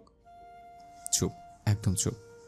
আয়াত তারপর দেখল আসলেই তনয়ার ডান পায়ের উপরের পাতা অনেকটা ফুলে গেছে। আয়াত ভালো মতো দেখছে আর মনে মনে ভাবছে, কোনো মানুষের পা এতটা সুন্দর হতে পারে? কপাল ভালো ভাঙেনি, তবে মচকে আছে। ডাক্তার এখানে চলে আসবে। কিছুক্ষণ পর ডাক্তার আর তনয়ার বাবা মা একসাথে এলো। ডাক্তার তনয়ার মাথায় ভালো করে ব্যান্ডেজ করে দিল, পায়ের লেগ প্লাস্টার পেঁচিয়ে দিয়ে বলল, সাপ্তাহিক খানিক বেড রেস্ট নিলেই ঠিক হয়ে যাবে। তারপর একটা ইঞ্জেকশন বের করলো। ডাক্তার, ইনজেকশন কার জন্য? কেন, তোমার জন্য। না। পেন কিলারের কাজ করবে আর সেপটিক হবে না। ওর চিৎকার শুনে সবাই কানে হাত দিল আর আয়াত তাড়াতাড়ি তনয়ার মুখটা চেপে ধরল। চুপ চুপ, কানের পোকা বের করে দিল। আমি একদমই ইনজেকশন দিব না। অত বড় সুচ আমার গায়ে ফুটাবে, নো চান্স। ঠিক আছে, দেওয়ার দরকার নেই। আচ্ছা তনয়া, একটা কথা বলো তো, তোমার তো অনেক রকমের ফুল গাছ ছিল, এখনই কি আছে? স্যার, আপনার মনে আছে? কেন মনে থাকবে না, অনেক সুন্দর তোমার বাগানটা। এখন তো আগের থেকেও বেশি ফুল আছে। জানেন স্যার, 12 রকমের ক্যাকটাস গাছ আছে আমার। আচ্ছা, তা আমাকে কিছু ফুল গাছ দিবা? হ্যাঁ অবশ্যই স্যার। ডাক্তার হয়েছে? হ্যাঁ। তনয়া তাকিয়ে দেখে ডাক্তারের ইঞ্জেকশন দেওয়া শেষ। তনয়া বুঝলো আয়াত কেন ফুল গাছের প্রসঙ্গ তুলেছে। স্যার, আপনি খুব বাজে। আমি জানি। কয়েকদিনেই ঠিক হয়ে যাবে, ওষুধ দিয়ে গেলাম। আর হ্যাঁ, 2-3 দিন জ্বর থাকতে পারে। তারপর তনয়ার বাবা মা আয়াতের বাবা মায়ের সাথে কথা বলতে থাকে আর আয়াত আর তনয়া অনেক কথা বলে। তনয়ার দুষ্টুমি ভরা কথাগুলো শুনে আয়াত মুগ্ধ নয়নে তনয়ার দিকে তাকিয়ে থাকে। তনয়ার চোখে চোখ পড়লেই আবার চোখ সরিয়ে নিত। এদিকে সন্ধ্যা পেরিয়ে গেল। আমাদের যে এখন উঠতে হবে। আরে থাক না আজকে। না রে, পরে একদিন। আজকে তনয়ার এই অবস্থা, তাই বাড়ি যাওয়াটাই বেটার। তাহলে আজকে উঠি। কিন্তু তনয়া তো হাঁটতে পারে না, ও 3 তলা থেকে কিভাবে নামবে? আয়াতের বাড়িটা 3 তলা, নিচের 2 তলা ভাড়া দেওয়া। 3 তলায় ওরা থাকে, তাই 3 তলার ডুপ্লেক্স করা। সমস্যা নাই, আয়াত নামিয়ে দিবে। তনয়ার বাবা মা সবাই নিচের দিকে নামছে, সাথে আয়াতের বাবা মাও। কি ম্যাডাম, রেডি? কিসের জন্য? আয়াত কোনো কথা না বলেই তনয়াকে কোলে তুলে নিল। তনয়া হতভম্ব হয়ে গেল। আর প্রথমবার আয়াতের স্পর্শই সিক্ত হয়ে উঠল। ওর শরীরের প্রত্যেকটি পশম দাঁড়িয়ে গেল। কোনো কথা যেন মুখ দিয়ে বের হচ্ছে না, চুপচাপ চোখ বন্ধ করে আছে। আর আয়াত ওকে নিয়ে নিচে নামছে, কিন্তু এক ধ্যানে তনয়ার দিকে তাকিয়ে দেখছে আর ভাবছে, কি নিষ্পাপ মুখ। আল্লাহ ঠিক কতটা যত্ন করে বানালে মানুষ এতটা সুন্দর আর মায়াবী হয়। তনার দিকে তাকিয়ে নিজের অজান্তেই মুচকি হেসে ফেলল। তনয় শোনো, জি। তোমার হাতটা আমার কাঁধে রাখলে ভালো হতো। তোমার যা ওজন। তনয়া চোখ মেলে। তনয়ার রাগান্বিত চোখে আয়াতের দিকে তাকিয়ে হাতটা আয়াতের কাছে রাখল। আর আয়াতের চোখের দিকে তাকাতেই অজানা এক আবেশে হারিয়ে গেল। তনয়া মনে মনে বলল, আরেকটা চান্স দিব নাকি স্যারকে ভালোবাসার? সাথে চরটার কথা মনে পড়ল। আর তনয়া হাতটা ওর বাগালে চলে গেল। আয়াত সেটা খেয়াল করে বলল, এই মেয়ে, তুমি আমায় দেখলে সবসময় গালে হাত দাও কেন? এমন ভাব করছেন যেন কিছুই জানেন না। আয়াত তা দেখে হেসে দিল। তনয়া দেখলো ওরা নিচে নেমে প্রায় গাড়ির কাছে পৌঁছে গেল। তনয়া বলল, ইস, 3 তলা না হয়ে 10 তলা হলে ভালোই হতো। তনয়াকে গাড়িতে পৌঁছে দিয়ে আয়াত মনে মনে কি যেন ভেবে মুচকি হাসি দিল। তনয়ারা চলে গেল। সেদিন রাতে তনয়ার ভীষণ জ্বর আসলো। পরের 2 দিন তনয়াকে ক্লাসে না দেখে আয়াত একেবারে অস্থির হয়ে গেছে। ফোনে অবশ্য খবর নিয়েছিল, তাই ভাবলো আজ তনয়াকে দেখতে যাবে। যেদিন বিকেলে আয়াত আর আয়াতের মা তনয়ার বাড়িতে গেল, প্রায় 2 বছর পর আয়াত তনয়াদের বাড়িতে আসলো। বাড়ির চারপাশে তাকিয়ে মনে মনে বলছে, মেয়েটা সত্যি বলেছে, ওর ফুলের বাগানটা আগের থেকে অনেক বড় করেছে। নিজে যেরকম ফুলের মতো দেখতে, তেমনি তার ফুলের স্বপ্ন। আয়াতকে দেখে তো তনয়ের মা ভীষণ খুশি। আয়াত তাকে সালাম দিয়ে কুশলাদি বিনিময় করে বলল, আন্টি, তনয় কেমন আছে? আর বলো না, 2 দিন জ্বরের কারণে ছোট বাচ্চাদের মতো জ্বালিয়েছে। আজ সারাদিনে কিচ্ছু খাওয়াতে পারিনি। দেখো এখন খাপটি মেরে শুয়ে আছে। আন্টি কিছু মনে না করলে আমি একবার চেষ্টা করে দেখতে পারি? আরে এতে মনে করার কি আছে, এই নাও খাবার। তনয়া রুমেই আছে। আয়াত আস্তে করে রুমে ঢুকে দেখে তারা বাচ্চা মেয়েদের মতো গুটি শুটি মেরে শুয়ে আছে। আয়াত তনয়ার রুমের দিকে তাকিয়ে হেসে দিল। বাচ্চাদের মতো সারা রুমে কার্টুন পিক টানানো, টম এন্ড জেরি থেকে শুরু করে রোপাঞ্জল সবার পিক আছে। আয়াত তনয়ার দিকে তাকিয়ে ভাবছে, আসলে 2 দিনের জ্বরে মেয়েটা অনেকটা শুকিয়ে গেছে। চোখ দুটো বসে গেছে, মুখটা শুষ্ক হয়ে গেছে, আর চুলগুলো এলোমেলো। তনয়া, তনয়া। তনয়া আয়াতের ডাক শুনে চোখ মেলে তাকালো। আয়াতকে দেখে যেন তনয়ার চোখে মুখে খুশি ফুটে উঠল। স্যার, আপনি কেমন আছেন? আয়াত তনয়াকে উঠে বসতে সাহায্য করে, তারপর বলে, আমি তো ভালো, আর তুমি নিজের কি অবস্থা করেছ? স্যার, আমি তো ঠিক আছি। হ্যাঁ, দেখিয়ে বোঝা যাচ্ছে কতটা ঠিক আছো। এবার খাবারটা খেয়ে নাও। না, খাবার খেলে আমার বমি পায়, আর খাবারগুলো খুব তেতো। খাবার না খেলে আরো বেশি দিন অসুস্থ থাকবে। থাক, তবুও খাবো না। তুমি কি 2 দিন তোমার বাগানে গেছিলা? না তো, কেন? আন্টি বললো তোমার অনেকগুলো গাছ চুরি হয়ে আছে। কি? তাই তো বলে, খেয়ে তাড়াতাড়ি সুস্থ হয়ে গাছের খেয়াল রাখো। দিন তাড়াতাড়ি খাই, আমার গাছ বা বলেই মুখ ভার করে খাচ্ছে। আয়াত সেটা দেখিয়ে মুখ টিপে টিপে হাসছে। তারপর তনয়া আয়াতের মায়ের সাথে অনেকক্ষণ গল্প করে। কিছুক্ষণ পর তারা চলে গেল। তনয়া সুস্থ হতে প্রায় 10 দিন সময় লাগলো। এই 10 দিন আয়াত ক্লাসে তেমন কোনো মনোযোগ দিতে পারেনি। তনয়াকে খুব মিস করত। কিন্তু কেন সেটা সে নিজেও ভেবে পাচ্ছিল না। তনয়া এখন নিয়মিত কলেজে আসে, দিন চলে যাচ্ছে, আর তনয়া আর আয়াতের সম্পর্কটা আগের থেকে অনেকটা কাছে এসেছে। খুব ভালো বন্ধুত্ব হয়ে গেছে দুজনের। তারপর তনয়া প্রথম বর্ষের ফাইনাল পরীক্ষা শুরু হলো, আর পরীক্ষা খুব ভালোভাবে হয়ে গেল। একদিন তনয়া বন্ধুদের সাথে একটি রেস্টুরেন্টে গেল। সেখানে আয়াতের জিএফ লিমাকে দেখলো কার সাথে যেন কথা বলছে। তনয়া লিমাকে প্রথম দেখেই চিনে ফেলল। তারপর মনে মনে বলছে, কি করে ভুলবো ওই শয়তানিকে? আমার অঙ্ক স্যারকে আমার কাছ থেকে চুরি করে নিয়ে গেল, চুন্নি কোথাকার। কিন্তু চুন্নিটার সাথে কে? আয়াত স্যারের মতো তো লাগছে না। যাই একটু দেখে আসি আর চালাইও আসি। তনয়া ওর বান্ধবীদের বলল, তোরা খাবার অর্ডার দে, আমি এক্ষুনি আসতেছি। তনয়া লিমার সামনে গিয়ে দাঁড়িয়ে বলল, হাই লিমা আপু। হাই। আমাকে চিনতে পেরেছেন? কিছুক্ষণ তাকিয়ে থেকে বলল, তুমি তনয়া না? জি। আপু কেমন আছেন? ভালো, তুমি? জি ভালো। তারপর তনয়া লিমার পাশে বসা লোকের দিকে তাকালো। না, এ তো আয়াত স্যার না। তাহলে কে? একবার জানতে চাইবো। না থাক, যদি কিছু মনে করে। আবার জিজ্ঞাসা না করলে যে কনফিউশনে থেকে যাব। কি করি?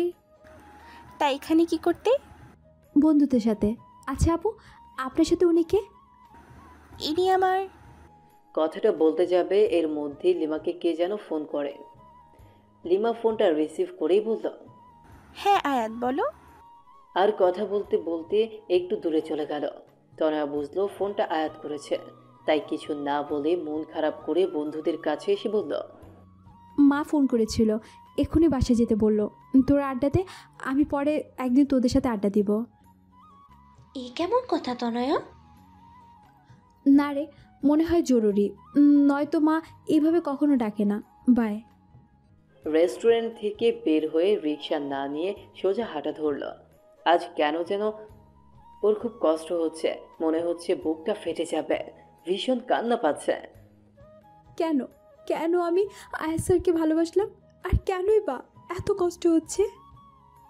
এদিকে লিমার ফোনে কথা বলা শেষ হলে তনয়াকে খুঁজতে খুঁজতে ওর বন্ধুদের কাছে গিয়ে তনয়ার কথা জানতে চাইল। তারপর ওকে না পেয়ে নেহার কাছ থেকে তনয়ার ফোন নাম্বার নেয় এবং লিমারটা নেহার কাছে দিয়ে আসে আর বলে অবশ্যই যেন ফোন করে। এদিকে তনয়া হাঁটতে হাঁটতে প্রায় বাড়ির কাছে চলে আসে। ওদের বাড়ি থেকে কিছু দূরে ছোট্ট একটা পার্ক। এই সেই পার্ক যেখানে দাঁড়িয়ে আয়াতকে চর মেরেছিল। এইখানে বিকেলে অনেকেই ব্যায়াম করে, কেউ গল্পগুজব করে। তনয়া পার্কে ঢুকে নদীর ধারে একটা বেঞ্চে বসল। কেন যেন খুব কান্না পাচ্ছে আর মনে মনে নিজে নিজে বলছে, স্যারের কাছে আমার ভালোবাসাটা নেহাত ছেলে মানুষই ছাড়া আর কিছুই না। কিন্তু আমার কাছে কেন সেটা মনে হয় না? আমার ছেলে মানুষই মনের মধ্যে যে ছোট্ট একটা ভালোবাসার মতো হৃদয় আছে, সেটা কি স্যার দেখতে পায় না, নাকি বুঝতে পারে না? পারবি বা কি করে? স্যার তো আমায় না, লিমাকে ভালোবাসে। এদিকে তনয়ার ফোনটা বেজেই চলেছে। ফোনে অচেনা নাম্বার দেখে রিসিভ করলো না, কিন্তু বারবার রিং হচ্ছে বলে তাই এবার রিসিভ করলো। এই পাশ থেকে বলল, হ্যাঁ তনয়া, আমি লিমা। তনয়া চমকে উঠল আর ভাবছে এই চুন্নি কেন আমাকে আবার ফোন করলো। তারপর বলল, হ্যাঁ বলুন আপু। তনয়া তুমি কোথায়? পার্কে বসে আছি। কোন পার্কে? যে পার্কে বসে আপনার বয়ফ্রেন্ড আমাকে চর মেরেছিল। ওখানেই বসো, আমি 10 মিনিটের মধ্যে আসছি। তনয়া কিছু বলার আগেই ফোনটা কেটে গেল। তনয়া ভাবছে উনি কেন এখানে আসবে। কিছুক্ষণের মধ্যেই লিমা চলে আসলো। হ্যাঁ আপু বলেন, কি বলবেন? তুমি কিছু না বলি চলে আসলে কেন? এমনিতে ভালো লাগতেছিল না আপু।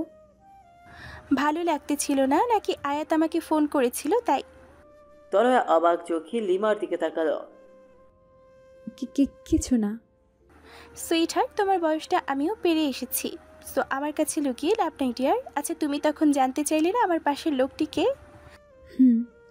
He is my husband. কি? তাহলে আয়াত স্যার যে সেদিন বলল?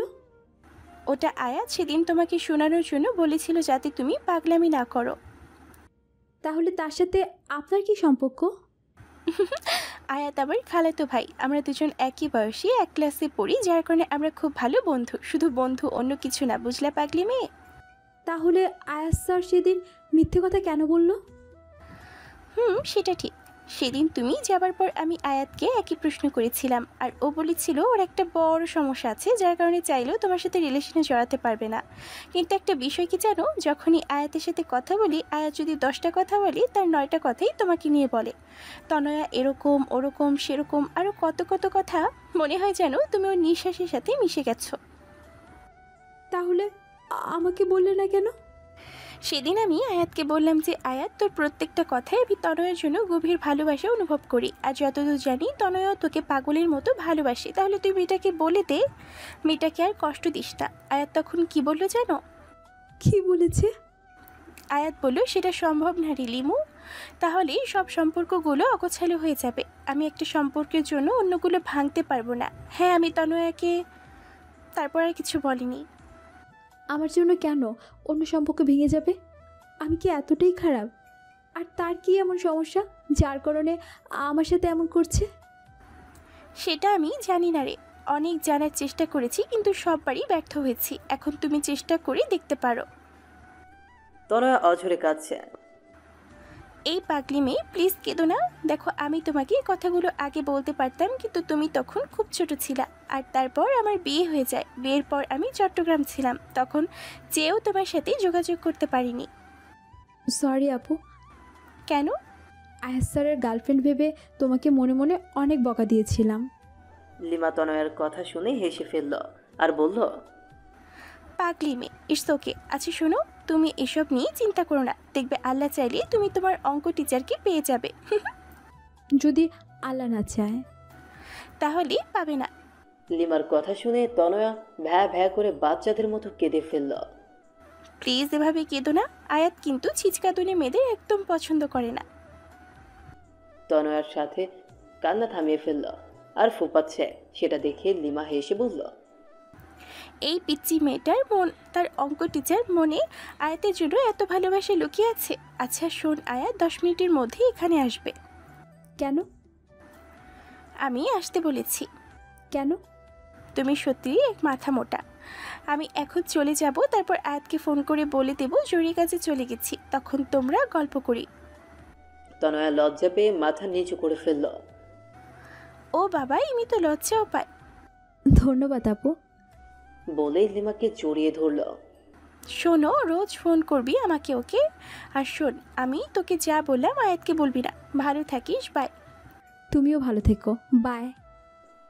লিমা চলে গেল। তার কিছুক্ষণ পর আয়াত আসলো। আয়াত এসে লিমাকে না পেয়ে চলে যাবে এমন সময় দেখলো তনয়া চুপচাপ বসে কাঁদছে। তনয়া, তুমি এখানে? আয়াতকে দেখিয়ে তনয়ার আরো বেশি কান্না এসে গেল। তাই কোনো কিছু না ভেবেই আয়াতকে জড়িয়ে ধরে কান্না করতে থাকে। আয়াত কিছুটা অপ্রস্তুত হয়ে গেল ঘটনা দেখে, কিন্তু তনয়ার কান্না দেখিয়ে ওর বুকের ভেতর মোচড় দিয়ে উঠল। তারপরে বলল, কি হয়েছে তনয়া? কেউ কিছু বলেছে? প্লিজ কিছু বলো। এভাবে কেতো না প্লিজ, কিছু তো বলো।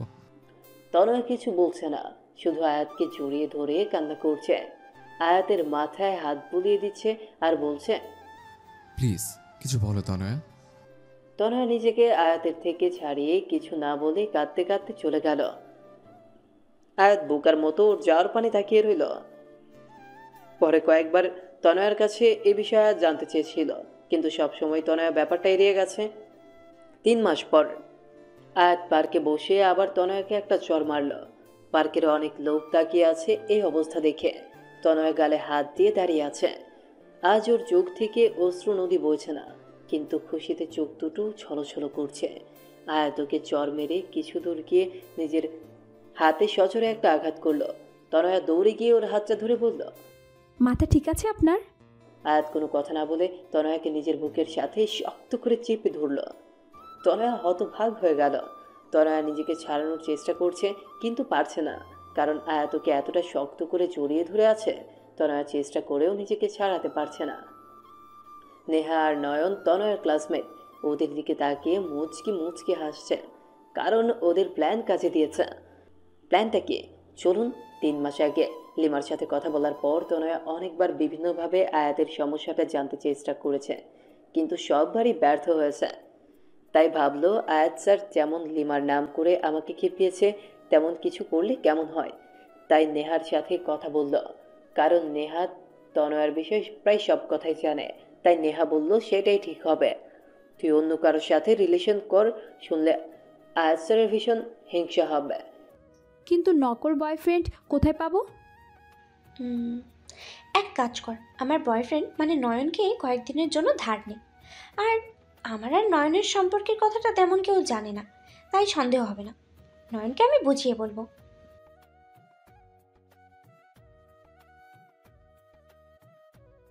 চুপ, আমার টেস্ট এতটা খারাপ না যে অন্যের ইউজ করা জিনিস নিজে ব্যবহার করব। আমার জন্য তো আমার অঙ্ক টিচারই ঠিক আছে। পরদিন থেকে প্ল্যান মতো কাজ করা শুরু করলো। আয়াত ক্লাসে আসলে তনয়া নয়নের সাথে কথা বলতো, হাসাহাসি করতো। কলেজ থেকে প্রায়ই একসাথে যেত, এমনকি আয়াতের বাসায় গিয়েও দুজন একসাথে বসতো, কথা বলতো। আয়াত সেগুলো নোটিস করত আর ভীষণ রাগে চোখে তনয়ার দিকে তাকাতো। তনয়া সেগুলো দেখে মনে মনে হাসতো আর বলতো, আমাকে কষ্ট দেওয়া না, এবার দেখবে আর চলবে, আর রুচির মতো ফুলবে। তো সেদিন আয়াত পার্কে আসবে সেটা তনয়া আগে থেকেই জানতো। তাই আগে থেকেই নয়নের সাথে পার্কে গিয়ে বসে বসে কথা বলছে আর জোরে হাসছে। সেটা দেখে আয়াতের পা থেকে মাথা পর্যন্ত গরম হয়ে গেল। সাথে সাথে গিয়ে তনয়ার সামনে দাঁড়ালো। তনয়া হাতটা টান দিয়ে তার করিয়ে আয়াত এখনও তনয়াকে জড়িয়ে ধরে আছে। তনয়াও এখন নিজেকে ছাড়ানোর বৃথা চেষ্টা করছে না। আয়াতের বুকে কান পেতে ওর হৃদয়ের আওয়াজটা শোনার চেষ্টা করছে, চোখ বন্ধ করে অনুভব করছে ওর হৃদয়ের আওয়াজটা। হঠাৎ কি একটা মনে করে আয়াত তনয়াকে ছেড়ে দিয়ে চলে যেতে চাইল। এবার তনয়া আয়াতের হাতটা টেনে ধরল। দাঁড়ান। আয়াত মাথা নিচু করে দাঁড়িয়ে আছে। যখন তখন আমাকে চর মারবেন, আবার জড়িয়ে ধরবেন। আমার গালটা কি বাঙ্গালিং দামে পাইছেন? চর মারলেন তো মারলেন, তারপর টানা 10 মিনিট জড়িয়ে ধরে রাখলেন। দেখেন লোকজন কেমন করে তাকিয়ে আছে। আপনার সমস্যাটা কি? বলেন। কোনো সমস্যা নাই, আমার কাজ আছে। যতই কাজ থাকুক, আমার প্রশ্নের উত্তর না দিয়ে যেতে পারবেন না। আমি তোমার প্রশ্নের উত্তর দিতে বাধ্য নই। বাধ্য, 100 বার বাধ্য। তনয়া আয়াতের হাতটা ধরে টেনে নিয়ে নদীর পাড়ে নিরিবিলি একটা জায়গায় নিয়ে বলল, স্যার আমি জানি আপনি আমাকে ভালোবাসেন, কিন্তু আপনি কেন আমায় ইগনোর করছেন সেটা বলবেন প্লিজ। আর হ্যাঁ, নয়নের সাথে আমার কোনো সম্পর্ক নেই। এতদিন যা দেখেছেন সবটাই আপনাকে রাগানোর জন্য। আয়াত অবাক চোখে তনয়ার দিকে তাকিয়ে বলল, তনয়া তোমার বয়স কত?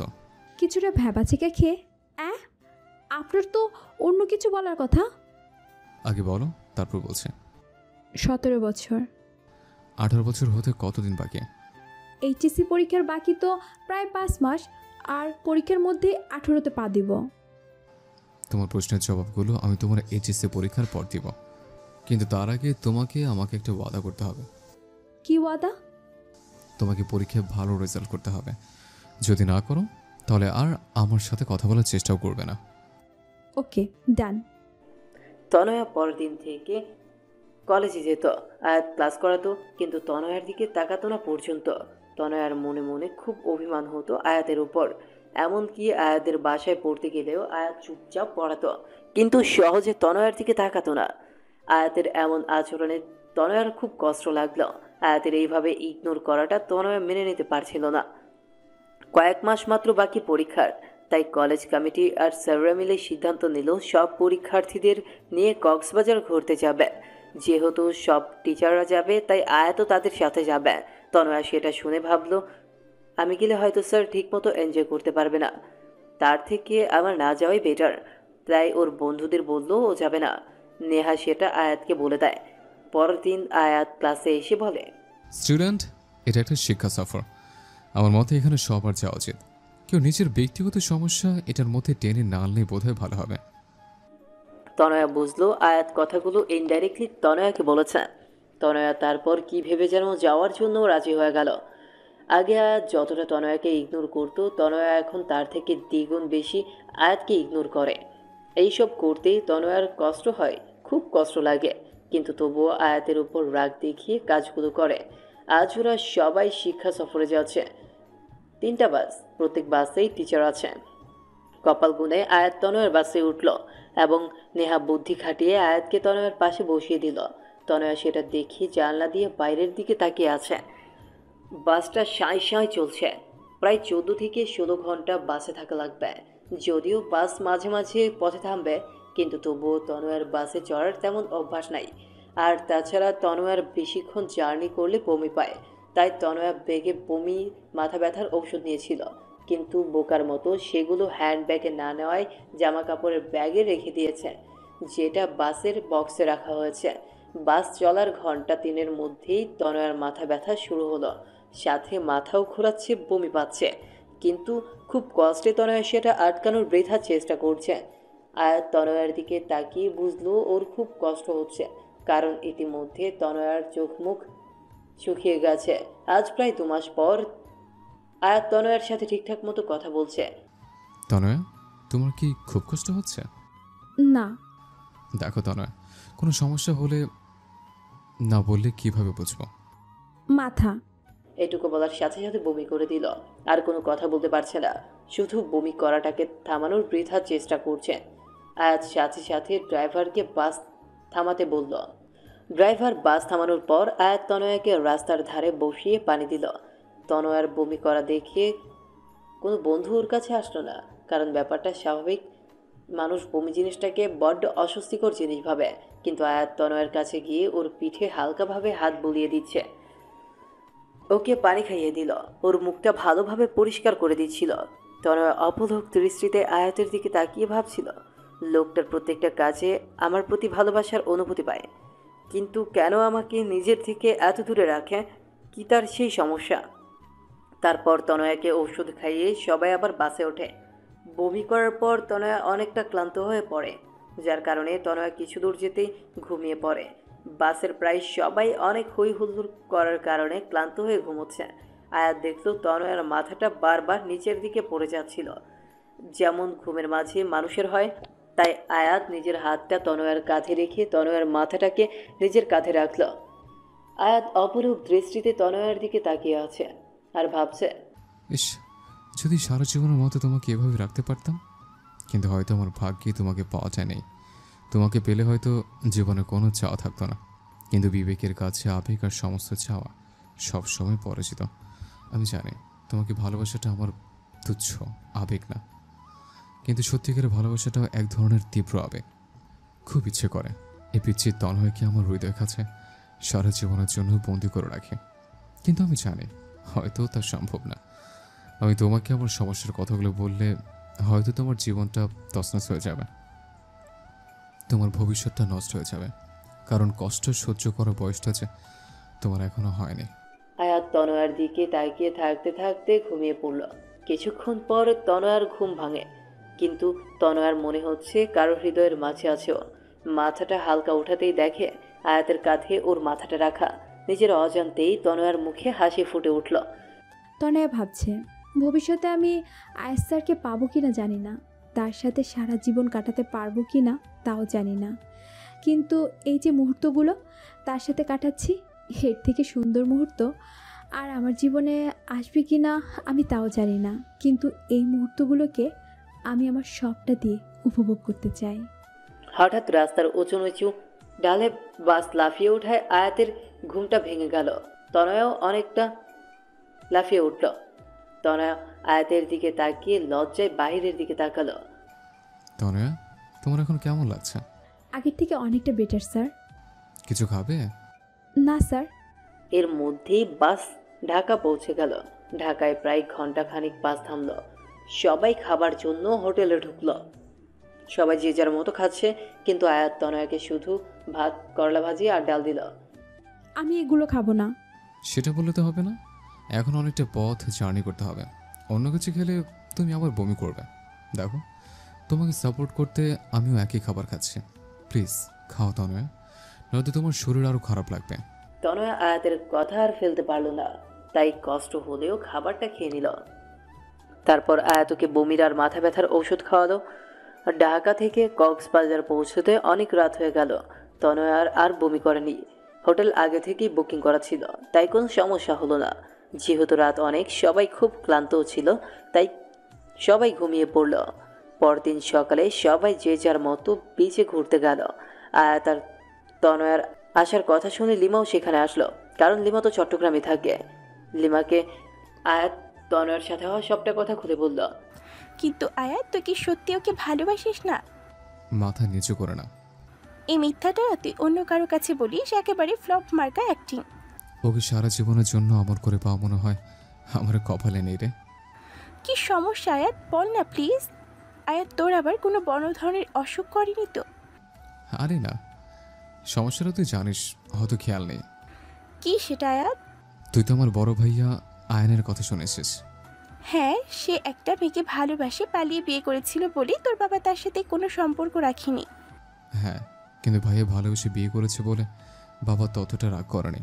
আসলে বাবা তার বন্ধুর এক মেয়ের সাথে ভাইয়ার বিয়ে ঠিক করেছিল, কিন্তু ভাইয়া বাবাকে কিছু না বলে বিয়ে করায় বাবার বন্ধু তাকে অনেক অপমান করেছিল।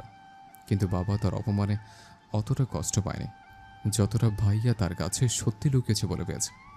বাবা আগেই বলেছে তিনি মিথ্যাকে ঘৃণা করেন, আর তাছাড়া বাবা সবসময় আমাদের সাথে বন্ধুসুলভ ছিল। কিন্তু তবুও ভাইয়া বলেনি। তারপর থেকে বাবা ও ভাইয়ের সাথে কোনো সম্পর্ক রাখেনি। আমি অনেকবার চেষ্টা করেছি বাবাকে বোঝানোর, কিন্তু তিনি আমার কোনো কথাই শোনেনি। আসলে মানুষ একবার তীব্র কষ্ট পেলে তার মনটা পাথরের মতো হয়ে যায়, তখন শত আবেগ অনুভূতি তার মনকে ছুঁতে পারে না। বাবার ক্ষেত্রেও তাই হয়েছে। কিন্তু আয়াত, তোর ভাইয়ার ভালোবাসার সাথে তোর ভালোবাসার কি সম্পর্ক? হ্যাঁ, সেটাই বলছে। আচ্ছা লিমা, তুই কি জানিস তনয় আমাকে ঠিক কতদিন ধরে ভালোবাসে? হ্যাঁ, প্রায় 4 বছর। না, 3 বছর 8 মাস ধরে আমি তনয়ের চোখে আমার জন্য ভালোবাসা দেখেছি। কিন্তু জানিস আমি তনয়কে ঠিক কতদিন ধরে ভালোবাসি? ঠিক কতদিন বলতে পারবো না, তবে তনয়ের থেকে কম দিন। 4 বছর 13 দিন। অবাক হয়ে কি, তুই তনয়াকে আগে থেকে চিনতিস? হ্যাঁ, তনয়কে আমি প্রথম দেখি আমার এক বন্ধু রবির বাসায়। আর প্রথম দেখায় তনয়ের উপর কেমন যেন একটা অনুভূতি কাজ করা শুরু করে দিয়েছিল। রবির ছোট বোনের জন্মদিনে এসেছিল তনয়া, কারণ তনয়া রবির বোনের বান্ধবী। জানিস রবির ছোট বোনকে? কে? তনয়ের সবচেয়ে কাছের বান্ধবী নেহা। তারপর নেহার থেকে তনয়ের সম্বন্ধে সব কিছু জানি। সব জেনে দেখলাম তনয় আমার থেকে প্রায় 6 বছরের ছোট। আর এত ছোট বয়সে মেয়ের সাথে রিলেশন করাটা নেহাতি বোকামি। আর তাছাড়া তনয় তখন রিলেশনে জড়ালে ওর পড়ালেখায় ক্ষতি হতো, ওর ভবিষ্যৎ অন্ধকারের দিকে যেত। যাকে এতটা ভালোবেসে ফেলেছে তার ভবিষ্যৎ কীভাবে নষ্ট করে বল? আর তাছাড়া দুটো মানুষ যখন রিলেশনে থাকে তখন একে অপরের মাঝে কিছুদিন পর শয়তানের তাড়নায় একটা আলাদা অনুভূতি তৈরি হয়। চুম্বকের বিপরীত মেরু যেমন একে অপরকে আকর্ষণ করে, ঠিক তেমনি প্রেমিক প্রেমিকার মধ্যেও এই আকর্ষণ কাজ করে। আর তখন তারা না চাইতেও নোংরামিতে জড়িয়ে পড়ে। আমি তো ছেলে, নোংরামি করে পার পেয়ে যেতাম, কিন্তু আমার তনয়া ছোট, ও হয়তো সমাজের প্যাচ বুঝতে না পেরে নিজের ক্ষতি করে বসত। তাই সবসময় তনয়ার থেকে দূরে দূরে ওকে ভালোবেসেছে। কিন্তু উপরওয়ালা বোধ হয় আমাদের নিয়ে খেলতে ভালোবাসে। আমি তনয়কে পড়ানোর কথা শুনেই না করে দিলাম, কিন্তু বাবার কথা ফেলতে পারলাম না। কিন্তু তারপর তনয়কে প্রথমবার পার্কে এই কারণে চড় মেরেছিলাম যে তনয়ের জন্য ভুল পথে পা না বাড়ায়। আমি হয়তো তনয়কে পড়াতাম না, তা অন্য কোনো ছেলে যাতে না পড়ায়, তাই তনয়ের জন্য আমি টিচার ঠিক করে দিলাম। তনয়কে স্কুলে কেউ প্রপোজ করার আগেই তাকে যেভাবেই হোক তনয়ের থেকে দূরে সরিয়ে দিতাম। তনয় হয়তো 2 বছর আমাকে একবারও দেখেনি, কিন্তু 2 বছরের একটি দিনও আমি তনয়াকে না দেখে থাকিনি। তারপর হয়তো আমার ভাগ্যের জোরে তনয় আমার কলেজে ভর্তি হলো। জানিস তখন আমি কতটা খুশি ছিলাম যে রোজ তনয়কে দেখতে পাবো। রোজ রোজ ক্লাসের সবাইকে পড়ানোর বাহানায় বারবার তনয়কে চোরের মতো দেখতাম। কিন্তু তার কিছুদিন পরে ভাইয়া ওই ঘটনাটা ঘটালো। তারপর তনয়া যখন ছিঁড়ে দিয়ে পড়ে গিয়ে ব্যথা পেয়েছিল, তখন ওর অবস্থা দেখে আমার প্রচণ্ড কষ্ট হতো। তনয় সুস্থ হওয়ার পর কয়েক মাস খুব সুন্দর ছিল। জানিস তনয়ের সাথে খুব ভালো বন্ধুত্ব হয়ে গিয়েছিল, কিন্তু সমস্যাটা হলো কয়েক মাস আগে। তারপর থেকে আমি তনয়কে অ্যাভয়েড করে চলে। কি হয়েছে কয়েক মাস আগে? কয়েক মাস আগে একদিন রাতে বাবা আমায় বলল, আয়াত তোকে কিছু কথা বলবো, রাখবি? আমি বাবাকে বললাম, কেন রাখবো না বাবা, বলো কি বলবে? তোর ভাইয়া তো আমার কোনো কথা শোনেনি, আমার সম্মানের কথাও ভাবেনি, কিন্তু আমি তোকে সব থেকে বেশি ভরসা করি। তুই কি আমার বিশ্বাস রাখবি? হ্যাঁ বাবা, বলো, অবশ্যই রাখবো। আমাকে ছুঁয়ে ওয়াদা কর। হ্যাঁ বাবা, এই তোমাকে ছুঁয়ে ওয়াদা করলাম, তুমি যা বলবে তাই শুনবো। এবার তো বলো। আমি আমার বন্ধুর মেয়ের সাথে তোর বিয়ে ঠিক করে এসেছি। মেয়েটা বর্তমানে বাইরে আছে, কয়েক মাস পর দেশে আসবে। তার কিছুদিন পর তোর সাথে তার বিয়ে হবে। কিরে, তুই রাজি তো? নাকি তুইও আয়ানের মতো কাউকে? আয়াত ওর বাবার কথা ভেবে নিজের ভালোবাসার কথাটা লুকিয়ে বলল, না বাবা, তেমন কিছু না, তুমি যা ভালো বলছো তাই করো। আমি তোমার বিশ্বাস কখনো ভাঙবো না। আমি জানতাম তুই এই কথাই বলবি। এই নে মেয়েটার ছবি, ফোন নাম্বার নিবি? তার দরকার নেই বাবা, তুমি যখন পছন্দ করেছো তখন ভালোই হবে। বাবার এই কথা শোনার পর থেকে আমি তনয়ের থেকে দূরে দূরে থাকতাম, কারণ যতই ওর কাছে যাব ততই ওর মায়ায় জড়িয়ে পড়ব। কিন্তু বাজে মেয়েটা আমাকে খ্যাপানোর জন্য নয়নের সাথে কথা বলার নাটক করলো। সেটা দেখে মাথা গরম হয়ে যায়। তারপর ওকে চর মেরেছিলাম, কিন্তু ওকে চর মারায় ও যতটা না ব্যথা পেয়েছে তার থেকে শতগুণ বেশি ব্যথা আমার হৃদয়ে লেগেছে। তাই তো নিজের ভালোবাসাটাকে আড়াল করতে না পেরে ওকে পাগলের মতো জড়িয়ে ধরে রেখেছিলাম। আমি যদি তনয়কে সব কথা বলি, মেয়েটা পাগলের মতো হয়ে যাবে, লেখাপড়ার অবস্থা খুব খারাপ হয়ে যাবে। তাই তো ওকে বলেছি ওর পরীক্ষার পর ওকে সব সত্যিটা বলে দেব। কিন্তু আমি ভাবছি, আমি যদি ওকে সত্যিটা বলি তাহলে এখন ওর অবস্থা কি হবে? এবার বুঝছো কি সমস্যা? কথা কথ্য পুল্লুক বলো, তোর মাথায় কমন সেন্স নেই বলি কি কিছু আছে? তুই তোর বাবার কোনো কথা না শুনি বোকার মতো ওয়াদা করে বসলি, হ্যাঁ? আরে আগে আঙ্কেলের কথাটা শুনে নিতি। এখন কিছু করার নেই রে। হ্যাঁ, তা থাকবে কিভাবে? করার পর তো তুই বন্ধ করে দিয়েছিস। আচ্ছা, মেয়েটার ছবি আছে এখন তোর কাছে? হ্যাঁ, আমার মোবাইলে মনে হয় আছে। দেখি। আয়াত মোবাইলটা বের করে অনেকক্ষণ খুঁজে ছবিটা লিমাকে দেখালো। ছবিটা হাতে নিয়ে বলল, এই চুনি, আরে তনয়ের তো এর থেকে 1000 গুণ বেশি সুন্দর। তনয়ের সামনে তো এটা চা কম পানি লাগবে। উফ। আচ্ছা, মেয়েটার সাথে কথা বলছিস? তোর মাথা ঠিক আছে? তোর ওপর যা রাগ হচ্ছে না, আমি যদি তনয়ের জায়গায় থাকতাম তবে তোকে মেরে এই সমুদ্রেই ফেলে দিতাম। জানিস, যখন বলি তোর বাবার বন্ধুর মেয়ে, এক মুহূর্তে মনে হয়েছিল হয়তো মেয়েটা তনয়, কিন্তু সব ধারণা সবটা সঠিক হয় না রে। জানি, কিন্তু এখন আমার কিচ্ছু করার নেই। তা কিভাবে পারবি? অ্যাবনর্মাল আবার ছেলে কোথাকার। এই বলে রাগ করে লিমা চলে গেল। লিমার রাগ হওয়াটা অস্বাভাবিক কিছু না। আর চুপচাপ ওখানে বালির উপর বসে সাগরের পানে অপলক দৃষ্টিতে তাকিয়ে আছে। আর চোখ থেকে টপ টপ করে লোনা তরলগুলো ঝরে পড়ছে, যেগুলো আবার লোনা বালিগুলি নিজের বুকে ধারণ করে নিচ্ছে। তনয়া আয়াতের সামনে এসে কিছুক্ষণ দাঁড়িয়ে দেখছে কিভাবে আয়াতের চোখ থেকে জল ঝরছে। হঠাৎ তনয়া আয়াতের চোখের পানিটা ধরে ফেলল। আয়াত তনয়ার দিকে তাকালো। তনয়া বলল, জানেন স্যার, আমার মা বলেছিল ছেলেরা নাকি খুব বেশি কষ্ট না পেলে কাঁদে না, আর যদি কাঁদে তাহলে ছেলেদের চোখের জলগুলো নাকি মুক্তোর চেয়েও দামি হয়। আর আপনি এত দামি জিনিসগুলো এভাবে অপচয় করছেন। আয়াত তারপরেও অপলক দৃষ্টিতে তাকিয়ে আছে। তনয়া আবার বলল, মা আরও বলেছেন যদি আমাদের মনে খুব বেশি কষ্ট লাগে তাহলে নিজের কাছের মানুষের কাউকে জড়িয়ে ধরে কাঁদলে নাকি কষ্ট কমে যায়। আপনিও আপনার কাছের কাউকে জড়িয়ে ধরে কাঁদুন, দেখবেন মন হালকা লাগবে। দাঁড়ান, আমি লিমাপুকে ডেকে দিচ্ছি। এই বলে তনয়ার সামনে পা বাড়ানোর আগে আয়াত তনয়ার হাতটা টেনে ধরল। তনয়া পেছনে ফিরে তাকানোর সাথে সাথে আয়াত তনয়াকে টান দিয়ে নিজের বুকের মাঝে চেপে ধরে। শক্ত করে তনয়াকে জড়িয়ে ধরে আয়াত কান্না করছে। তনয়া হতভম্ব হয়ে গেল, কিন্তু আয়াতের এই অবস্থা দেখে কিচ্ছু বলল না, শুধু বলল, কি হয়েছে স্যার, আমাকে কি বলা যায়? আয়াত তনয়াকে শক্ত করে জড়িয়ে ধরে আছে আর ভাবছে, আমি তোমাকে সারা জীবনের জন্য আমার বুকে রাখতে চাই, কিন্তু আমি জানি আমি হয়তো তোমাকে পাবো না, কিন্তু তবুও বেহায় মনটা সবসময় তোমাকে আমার করে পেতে চায়। তনয়া আয়াতের থেকে নিজেকে ছাড়িয়ে বলল, চলুন স্যার, কিছুক্ষণ সাগরের পানিতে পা ডুবিয়ে হাঁটি। সমুদ্রের বিশালতা তাকিয়ে নিজের কষ্টগুলোকে সমুদ্রের ঢেউয়ের সাথে মিশিয়ে দেই, যাতে ঢেউ পাড়ে এসে আমাদের সকল কষ্টগুলোকে নিজের সাথে ভাসিয়ে নিয়ে গিয়ে সমুদ্রের বুকে মিলিয়ে দেয়।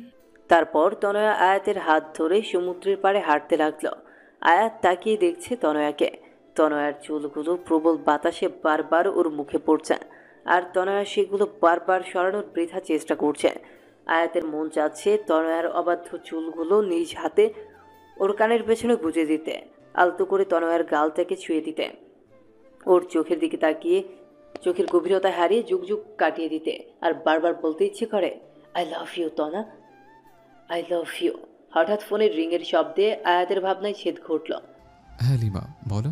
সরি, তখন তোর উপর রাগ উঠে গেছিল, তাই তোকে যাতা বলে ফেলেছি। It's okay.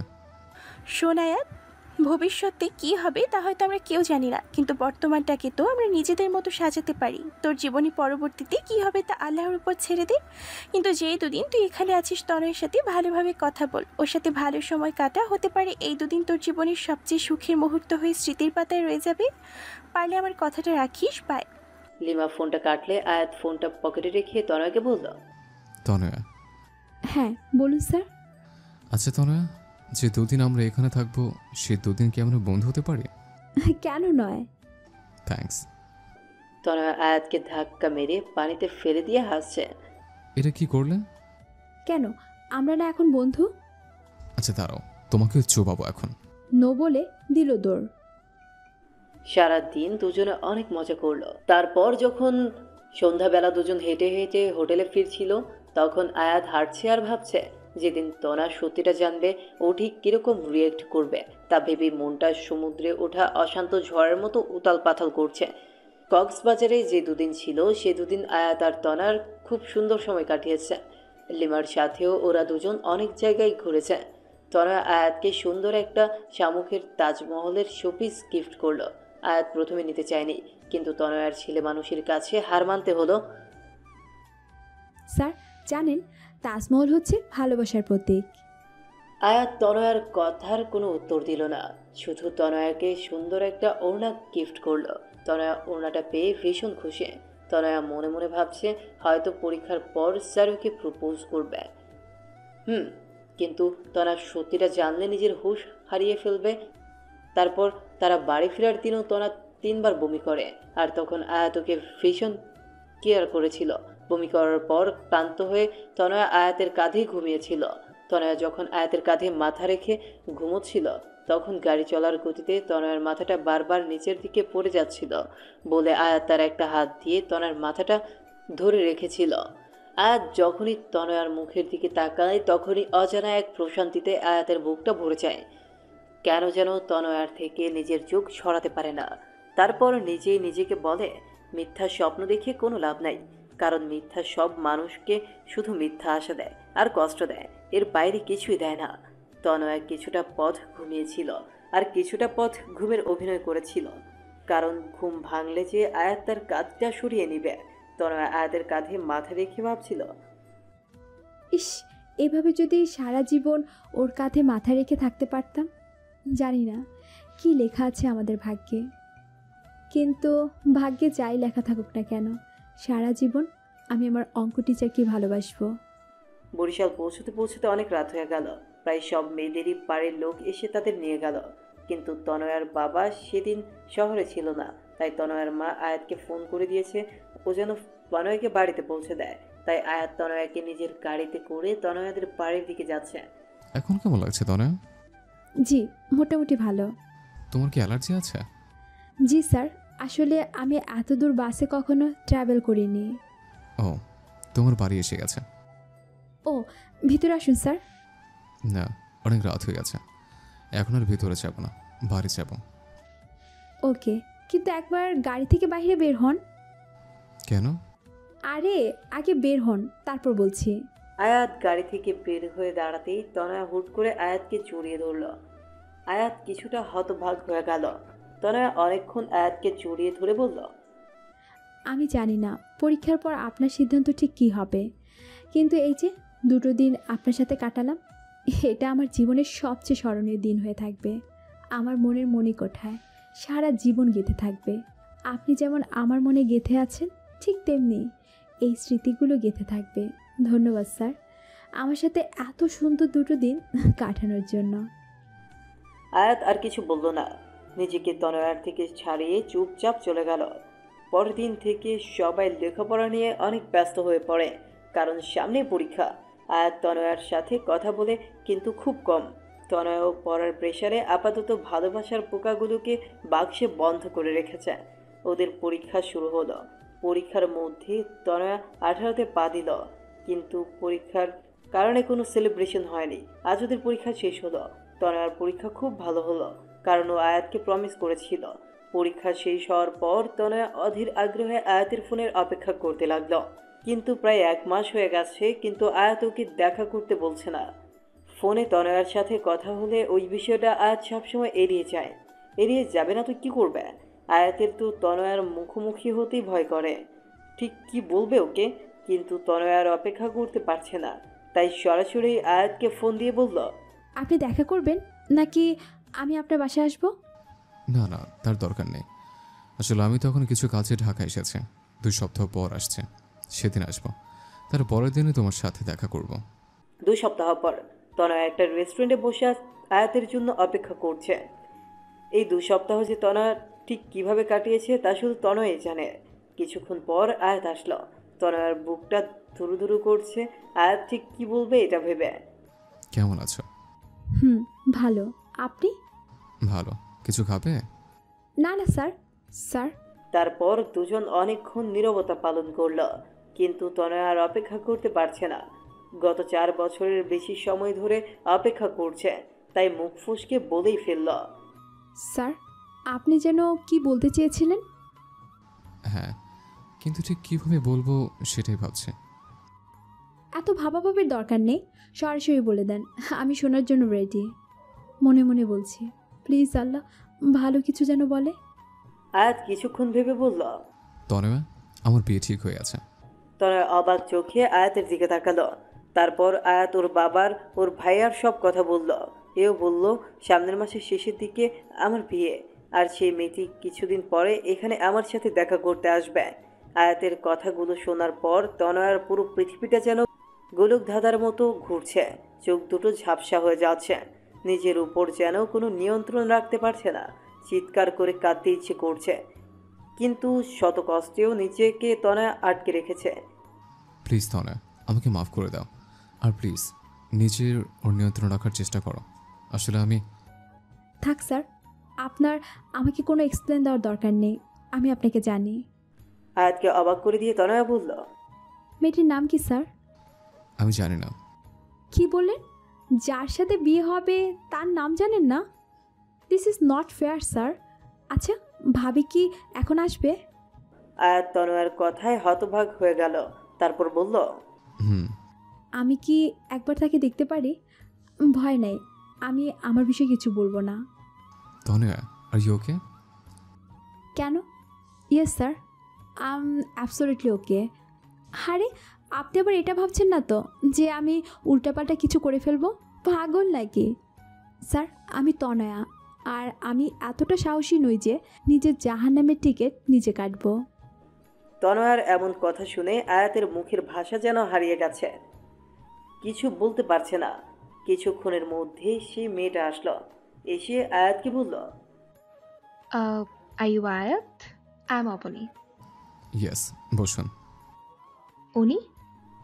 তনয়াকে উদ্দেশ্য করে, hi, I am Tanaya, ISR student. Oh hi. তো আপনি আমাদের ভাবি হবেন। আপনি জানেন আপনি অনেক লাকি, কারণ আপনি আইএসআরকে নিজের জীবন সঙ্গী হিসেবে পাচ্ছেন। স্যার অনেক ভালো মানুষ, এখানে এসেছিল কিছু কাজের জন্য, কিন্তু স্যারকে দেখে তার সাথে একটু কথা বললাম। I hope you don't mind. No no. আচ্ছা, আমি তাহলে আসি, কিছু কাজ আছে। বাই ভাবি। By sir.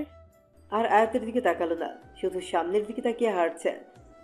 আর তনয়ার পা দুটো যেন চলছে না। মনে হচ্ছে যেন পেছন থেকে কোনো অদৃশ্য শক্তি ওর পা দুটোকে আটকে রেখেছে। কিন্তু তনয়ার এমন আচরণে আয়াত অনেক অবাক হলো। তনয়া চলে যাচ্ছে, আয়াত হাঁ হয়ে ওর যাবার পানে তাকিয়ে আছে। তনয়া নিজের অবাধ্য চোখের জলগুলোকে মোছার বৃথা চেষ্টা করছে। আয়াত বুঝতে পারছে তনয়ার মনের অবস্থা, কারণ আয়াতের মনের অবস্থাও তো একই রকম। তনয়া চলে যাওয়ার পর আয়াত নিজেকে আর ঠিক রাখতে পারছে না, তাই অবনীকে বলল, আমার খুব মাথা ব্যথা করছে, আমরা কি পরে একদিন কথা বলতে পারি? ঠিক আছে। আয়াত বাড়ি এসে বারবার তনয়াকে ফোন করছে, কিন্তু কেউ ফোন ধরছে না। তারপর বাধ্য হয়ে তনয়ার বাবার ফোনে ফোন করে বলল, আঙ্কেল, তনয় কি করছে? তনয়ার বাবা বলল, টিভি দেখছে, কার্টুন দেখছে আর পাগলের মতো হাসছে। এই মেয়েটা না পুরো পাগল। আঙ্কেল, ফোনটা একটু তনয়কে দিবেন? তনয়ের বাবা ফোনটা তনয়াকে দিয়ে বলল, আয়াত ফোন করেছে। হ্যালো স্যার, কেমন আছেন? ভাবি কেমন আছে? স্যার শুনেন, বিয়ে করেছেন, আমাদের কিন্তু বড় একটা ট্রিট দিতে হবে, ঠিক আছে? আয়াত তনয়ার এরূপ কথা শুনে পুরো হয়ে গেল। তারপর প্রায় রোজ আয়াত তনয়াকে ফোন করত, কারণ আয়াত তনয়াকে নিয়ে খুব ভয় থাকতো। কিন্তু রোজ তনয় এমনভাবে কথা বলতো যেন কিছুই হয়নি, যেন তনয়ার স্মৃতি থেকে আয়াত নামটা সম্পূর্ণ মুছে গেছে। আয়াত তনয়ার এমন আচরণে দ্বিধার মধ্যে পড়ে যেত। খুব ভয় হতো আয়াতের, বড্ড তনয়াকে নিয়ে। আয়াতের যেদিন বিয়ে হবার কথা তার কিছুদিন আগে তনয়ার রেজাল্ট দেয়। তনয়া এবারও A+ পায়। সবাই খুব খুশি হয়, কিন্তু এত খুশির মাঝেও আয়াত আর তনয়ার বুকের ভেতরটা জ্বলে পুড়ে ছারখার হয়ে যাচ্ছে। আর আজ আয়াতের গায়ে হলুদ। আর মজার ব্যাপার কি জানেন? আয়াতের গায়ে প্রথম হলুদটা তনয় ছুঁয়েছে, আর গিফট হিসেবে আয়াতের দেওয়া ওড়নাটা আয়াতকে দিয়ে বলেছে, এটা অবনী ভাবির জন্য, কারো শখের জিনিস নিজের কাছে রাখতে নেই। আয়াত কোনো কথা না বলে চুপচাপ ওড়নাটা হাতে নিল।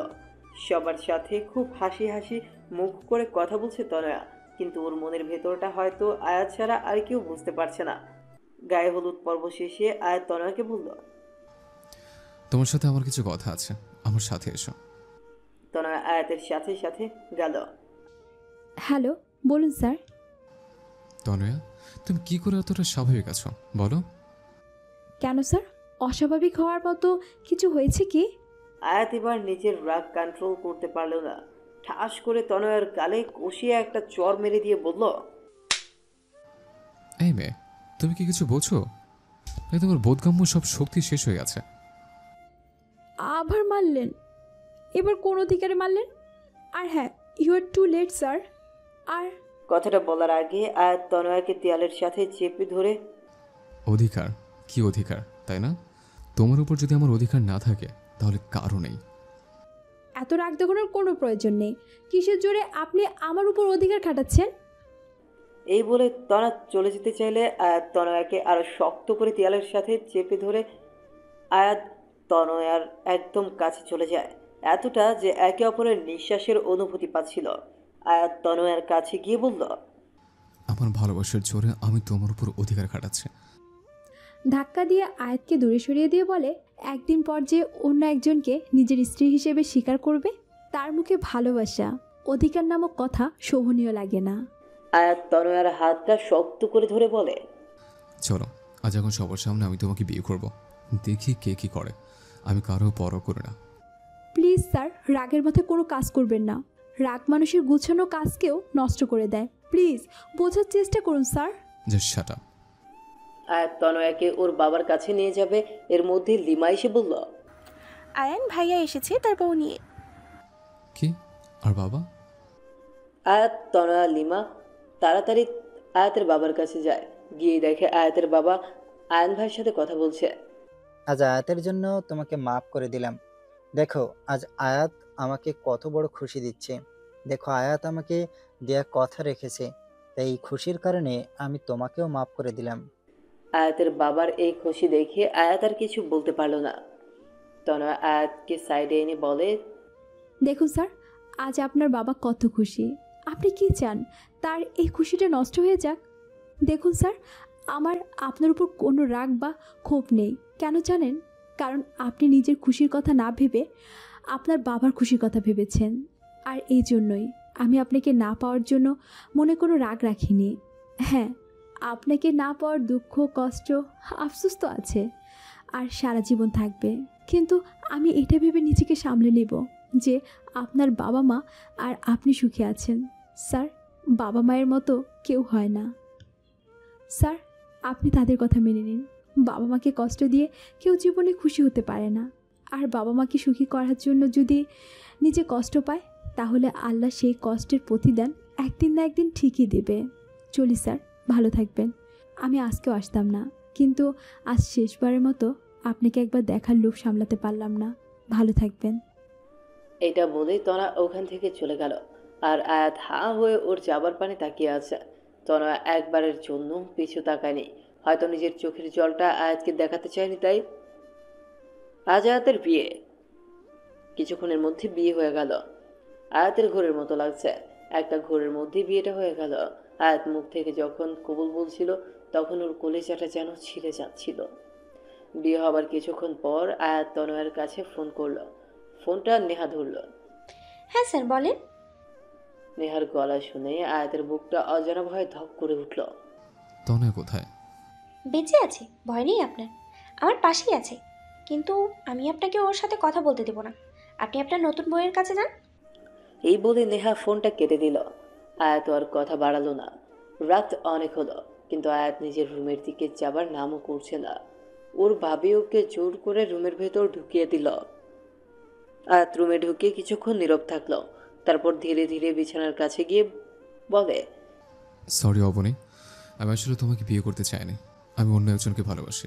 তোমাকে স্ত্রী হিসেবে মেনে নেওয়া আমার পক্ষে সম্ভব না। পারলে আমাকে মাফ করে দিও। এই বলে আয়াত যা ধরলেই মেয়েটা আয়াতের হাতটা টান দিয়ে বিছানায় ফেলে দিয়ে আয়াতের পাঞ্জাবির কলার টেনে ধরে বলল, আই, আমাকে কি রবি সিমের মতো ফ্রি পাইছেন?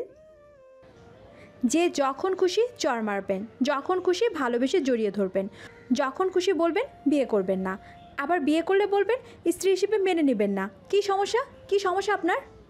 আয়াত কথাগুলো শুনে অবাক হয়ে মেয়েটির দিকে তাকিয়ে তার থেকে 100 গুণ বেশি শক খেল, কারণ মেয়েটি আর কেউ না, তনয়া। আজ যেন কিছুক্ষণের জন্য নিজের চোখকে বিশ্বাস করতে পারছে না। মনে হচ্ছে স্বপ্ন আর বাস্তব দুনিয়ার মাঝে একটা আলাদা দুনিয়া তৈরি হয়ে গেছে, আর আয়াত সে দুনিয়া হারিয়ে গেছে। তনয়া জোরে আয়াতের হাতে একটা চিমটি কাটল। আয়াত নিজের চেতনা ফিরে পেল, বলল, তনয় তুমি? কি স্যার, সারপ্রাইজটা কেমন লাগলো? আয়াত যেন একটু নিজের ঘোর কাটিয়ে উঠতে পারছে না, তারপরেও বলল, অবনী কোথায়? ইস, অবনীর খুব চিন্তা হচ্ছে তাই না? আমি অবনীকে মেরে ফেলেছি। আয়াত যেন কিছুই বুঝতে পারছে না।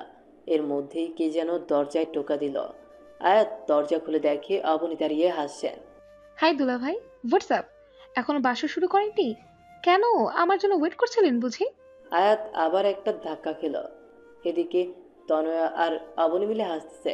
এর মধ্যে বাড়ির সব লোক, যেমন আয়াতের বাবা মা, ভাইয়া ভাবি, লিমা আর নেহা সেখানে উপস্থিত হলো এবং সবাই হাসছে। আয়াত যেন বোকা হয়ে গেছে। কোনটা সত্যি কোনটা মিথ্যে তা যেন একটা ভ্রমের মতো লাগছে ওর কাছে। বাবা, এসব কি হচ্ছে? আমি জানতাম না যে আমার ছেলে তার বাবা মায়ের জন্য নিজের ভালোবাসার মানুষকেও ছাড়তে পারে। মানে? তোমার বিয়ে কখনোই অবনীর সাথে ঠিক হয়নি। তোমার বিয়ে অনেক আগে থেকেই তনয়ের সাথে ঠিক হয়ে আছে। আয়াত চোখ বড় বড় করে, কি তাহলে অবনী? অবনী তনয়ের কাজিন। তনয়া যখন আমাদের বাসায় পড়তে আসতো তখন থেকেই আমি বুঝেছিলাম যে তুমি তনয়াকে ভালোবাসো, কিন্তু আমি দেখতে চেয়েছিলাম তুমি তোমার বাবাকে কতটা ভালোবাসো। তাই তোমার বিয়ে তনয়ের সাথেই ঠিক করেছিলাম, কিন্তু ছবি দেখালাম অবনীর, মানে তনয়ের কাজিনের। কিন্তু আমি শেষ পর্যন্ত দেখতে চাইছিলাম যে তুমি তনয়ের ভালোবাসায় মোহিত হয়ে নিজের বাবা মাকে ছেড়ে যাও কিনা, কিন্তু তুমি তা করনি। তুমি তোমার বাবা মায়ের চাওয়াটাকেই প্রাধান্য দিয়েছ। তোমাকে নিয়ে আজ আমার সত্যি গর্ব হচ্ছে। তার মানে তনয় সব জানতো? না, তনয়া জানে মাত্র 3 মাস ধরে, কারণ তনয়ের জন্মদিনে তনয়াকে আমি উপহার স্বরূপ তার অঙ্ক টিচারকে গিফট করেছি, কারণ তনয়াই আমাকে ভালোবাসার আসল মানে শিখিয়েছে। তোমার ভাইয়া আর ভাবিকেও সে ফিরিয়ে এনেছে। সরি স্যার, আমার জন্মদিনের দিন যখন বাবা সব খুলে বলল তখন আমি খুশিতে ঠিক কী করব ভেবে পাচ্ছিলাম না। আপনার সামনে দুঃখী হবার অ্যাক্টিং করতে আমার ভীষণ খারাপ লেগেছে, কিন্তু আমি আপনার বাবাকে ওয়াদা করেছিলাম আপনাকে কিছুই বলবো না, তাই। তারপর লিমা আর নেহা একসাথে বলে উঠল, আমরাও সরি, আসলে কিছুদিন আগে থেকে আমরাও সবটা জানি। আয়াত রাগে দুঃখে কোনো কথা বলতে পারছে না। রাগের চোটে ওখান থেকে সোজা ছাদে চলে গেল। বাবা, উনি তো রাগ করলেন, এখন আমি কি করব? আমাদের মতো বুড়ো বুড়িদেরও মধ্যে না টানাই ভালো। আয়াতের মা, চলো অনেক রাত হয়েছে, এ বলে তারা চলে গেল। আমি এর মধ্যে নাই, আমার বাচ্চা কাচ্ছে, যাই।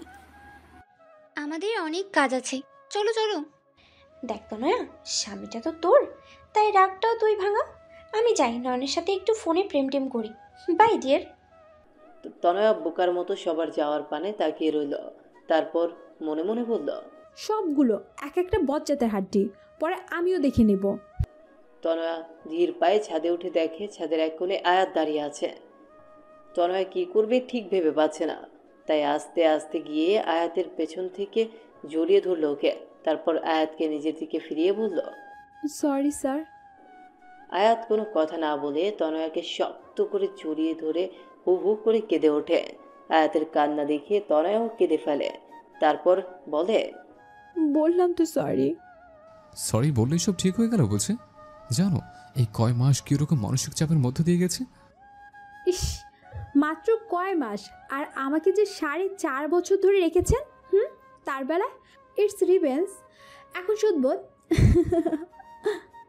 তনয়ার কথা শুনে আয়াত মুচকে এসে বলে, তাহলে তো তুমি কম, কারণ আমি তোমাকে কবে থেকে ভালোবাসি জানো। জানি, লিমাপু বলেছে। স্যার, যা হয়েছে সব ভুলে যান না প্লিজ। চলুন না নতুন করে শুরু করি। কি করে শুরু করি বলো তো? কেন, আবার কি হয়েছে? তুমি তো এখনো সেই স্যারের আটকে রয়েছ। আমি এখন তোমার বর, বুঝলা? আয়াত তনয়াকে শক্ত করে জড়িয়ে ধরে কপালে একটা ভালোবাসার পরশ এঁকে দেয়। That's not fair sir. Why? চর মারলেন গালে, আর ভালোবাসা কপালে? শুধু গালে কেন, সব জায়গায় ভালোবাসা দিয়ে দিই। এই একদমই না। তা বলে তো হবে না ম্যাডাম, 5 বছর ধরে ওয়েট করছি, আর পারবো না। অতঃপর তনয়া এখন অঙ্কের উপর অনার্স করছে। আর মজার বিষয় কি জানেন, আয়াত সেই কলেজে প্রফেসরগিরি শুরু করেছে। তনয়াকে দুবেলা অঙ্কের সাথে সাথে ভালোবাসার পাঠটাও শেখায়। মন থেকে যদি কাউকে সত্যিকারের ভালোবেসে যান, তাহলে আল্লাহ নিশ্চয়ই আপনার সাথে তার মিলন দিবে।